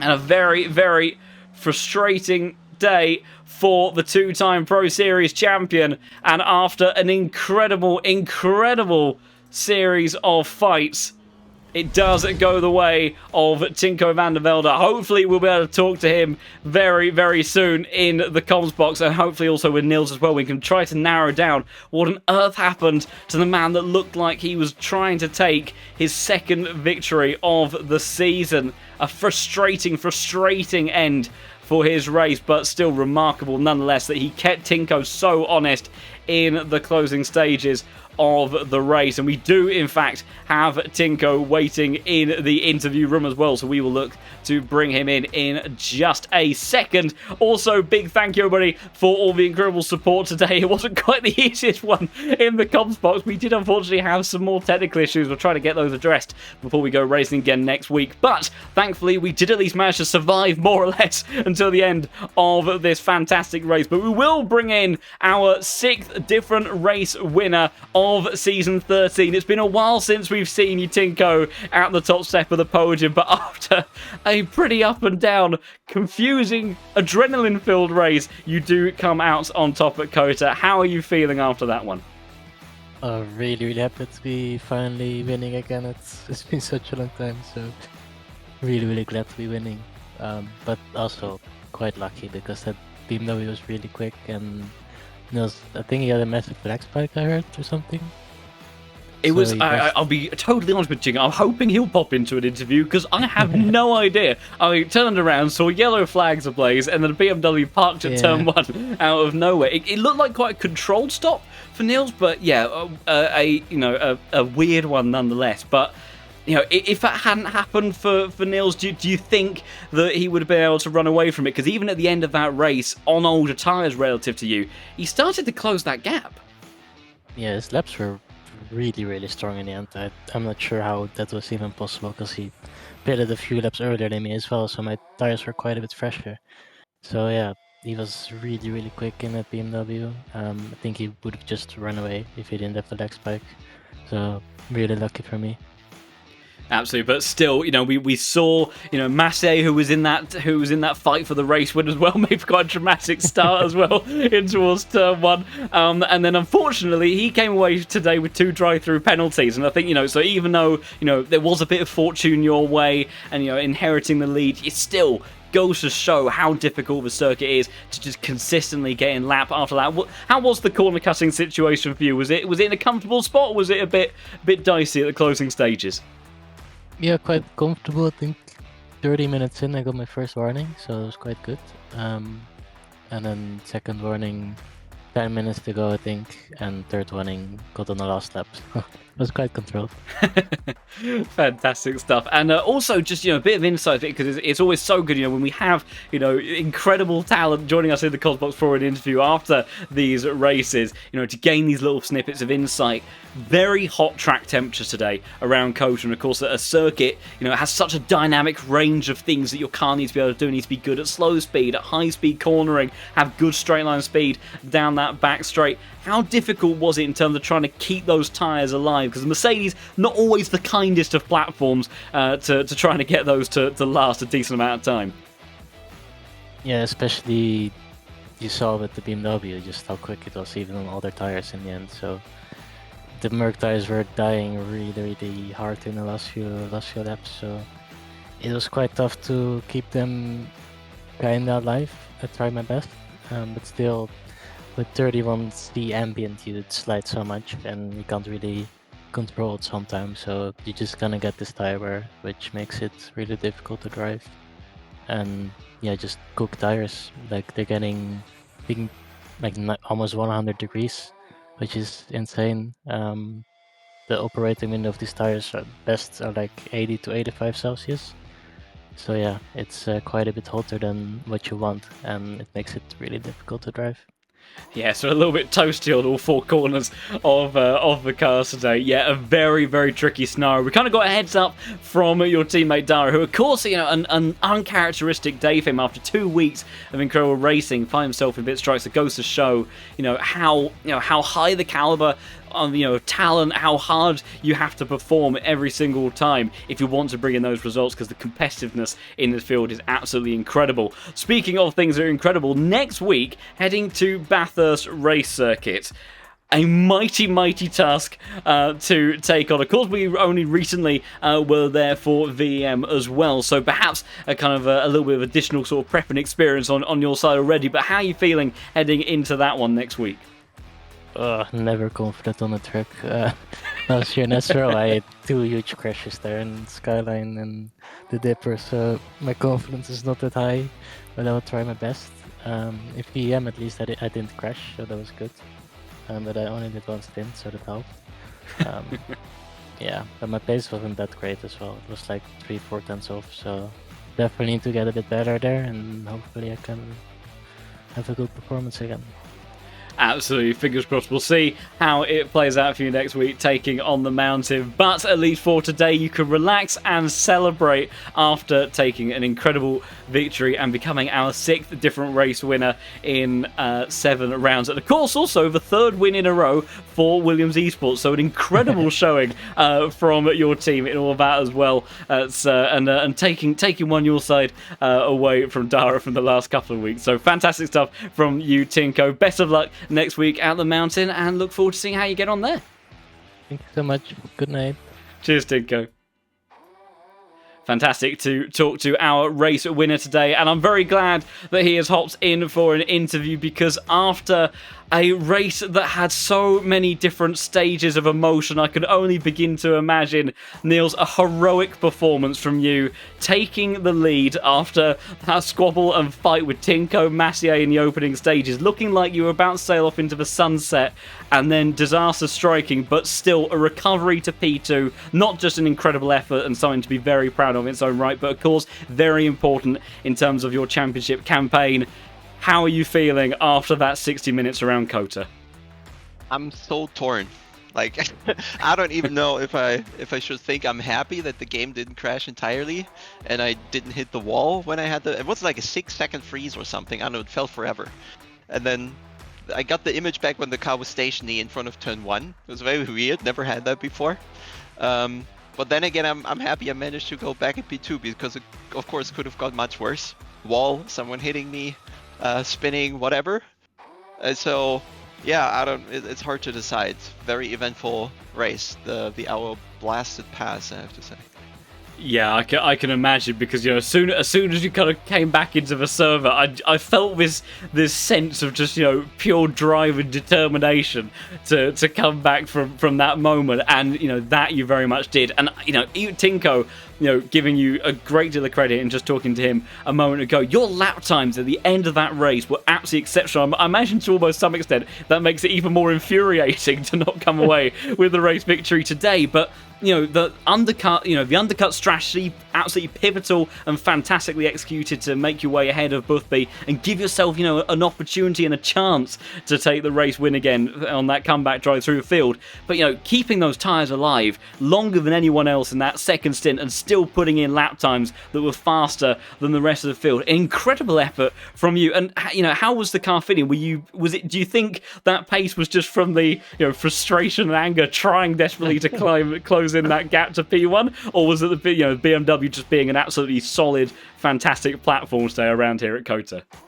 I knew the quality pace was there. It was really close in practice, but when I hit the lap, I was usually in P1 there in the practice, so I was confident that I could have go for pole. But I also knew the BMW just usually has a bit warmer tires than, say, the McLaren or the Ferrari. I don't know about the Merc really. And definitely more than the Porsche, so I wasn't concerned about Malinowski. And yeah, there's many things you can rely on for Malinowski standing at turn 1, getting a drive through, things like that. So I wasn't concerned about him leading. I was just pissed off in the first couple of minutes for that, atrocious send, I was gonna say. But yeah, I think after the harsh braking I did when I had the lag, thankfully the game still recognized my brake input. I think I just ruined the tire set there. So I couldn't do the pace in the first stint that I think I had in the car. The grip was really bad, so that's also why I went for the undercut. And as you say, it was the only chance to really make an impact. And when I saw that Dáire had the penalty, Malinowski the drive-through, I knew it was all about getting close or ahead of Boothby. So yeah, when I just spontaneously decided to absolutely send it into the pits, I think it was really tight. Nailed the pit stop. And yeah, somehow I think I gained like 3 seconds in those 2-3 laps after. Tried to really send it in those 2 laps, and then I was just trying to stay with Tinko when he came out of the pits, but he had 2-3 laps fresher tires or something, and he utilized them to the absolute maximum, and I just couldn't follow, not even in the draft. So he extracted, everything and more the Mercedes had. I think he really pushed, got me out of the draft, and I knew, okay, only shot is to save the tires. So I put the TC up a level, made sure I wouldn't slide too much, and then just keep Boothby at bay. That was really the plan. It was only in the last 5 laps or so that I saw Tinko dropping pace a bit, but maybe he was also on 3 warnings and was taking it a bit easier. I think he was in charge still at the end of the day. Longer race would have been nice, I guess, but wasn't to be today. But if these are the bad races, I'm looking forward to the good ones.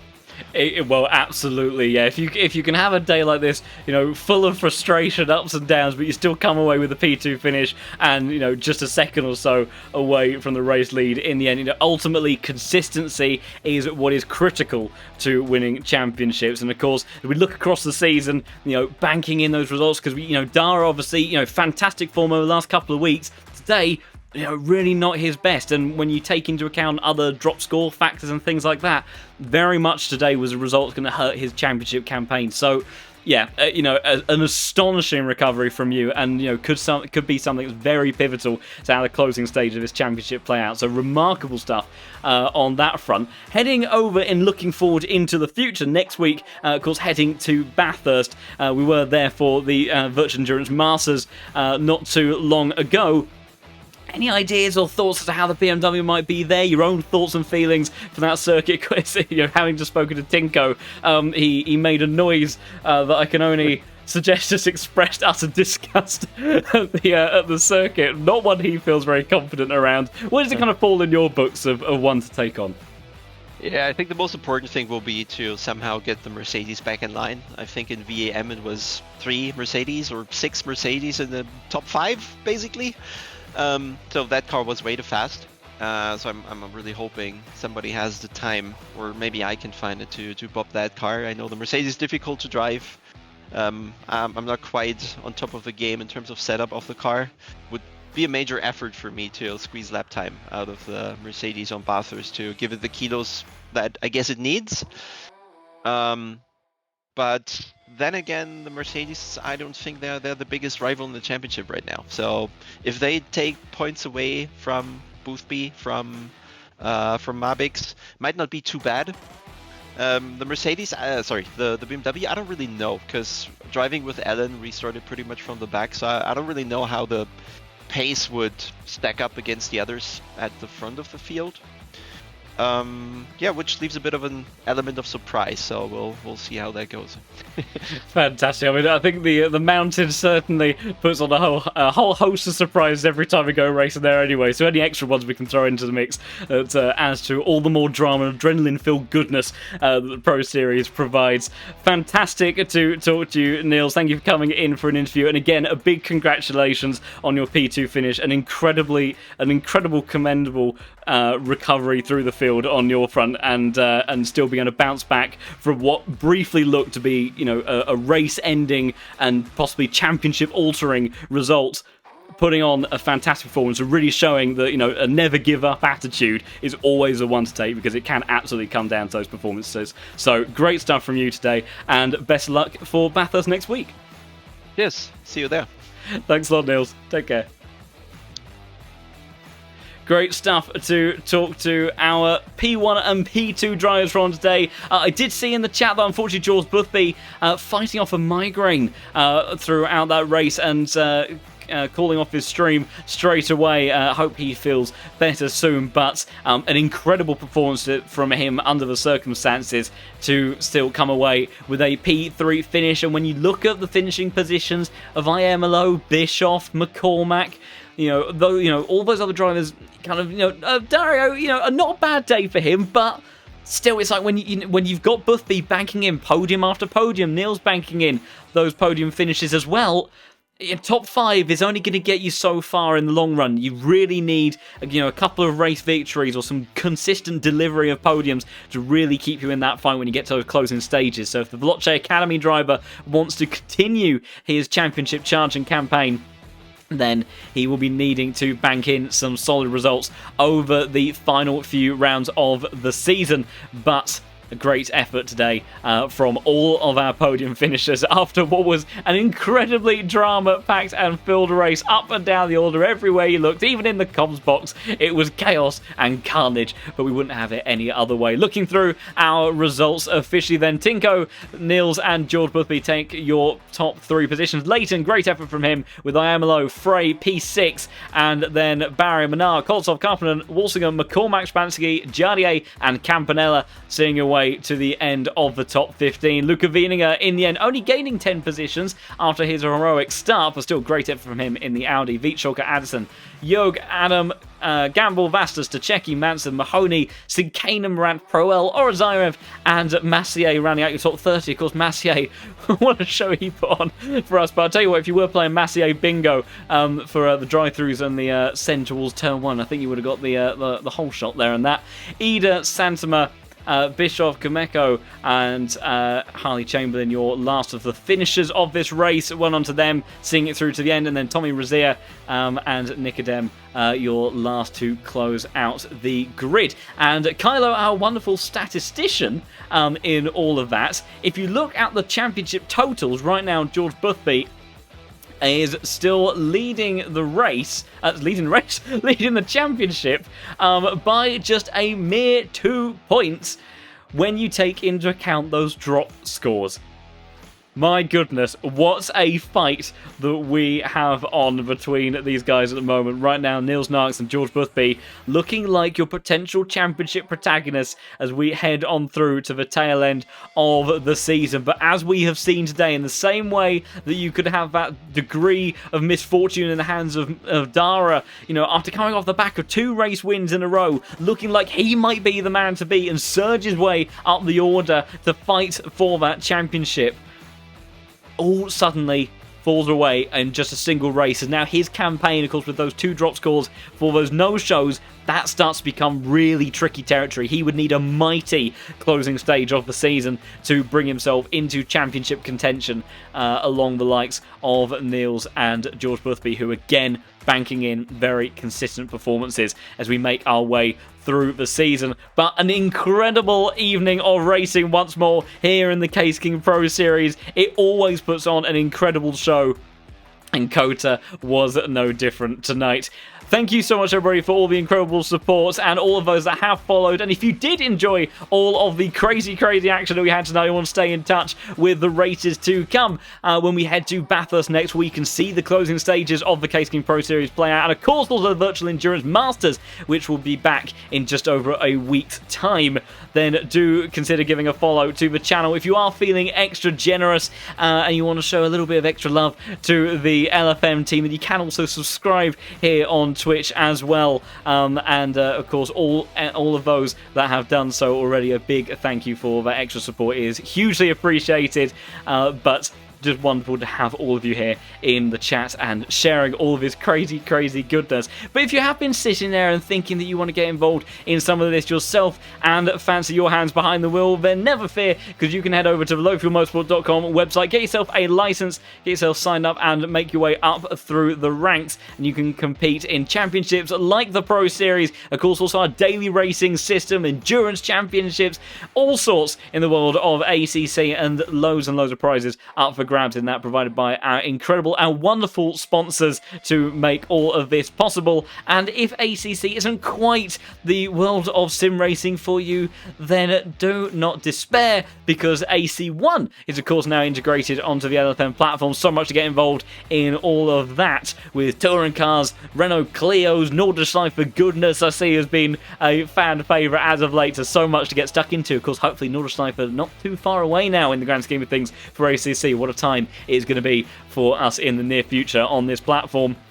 And if you want to do some purposeful off-roading, maybe grab a couple of trees in the process, then you can also try your hand at rallying in the WRC platform and get yourself joined into the club with all of that. So much to get involved and stuck into. And if you just want to be a part of this ever-growing community, we're so close to 150,000 members on Low Fuel Motorsport. Such an incredible thing to have achieved over these last few years for this platform, and so wonderful to have more of you joining every single day. And if you want to stay in touch with all the latest news, share all things real racing, virtual racing, pictures of your cats, your dogs, you name it, and just be a part of a great friendly group of people, you can also join our Discord server as well. It'd be lovely to have all of you in there. But for tonight then, after an incredible round here at COTA, we look on to the next round, Bathurst, the mountain, one of the craziest challenges you can take on behind the sim. And what an evening we are going to have next week for round 8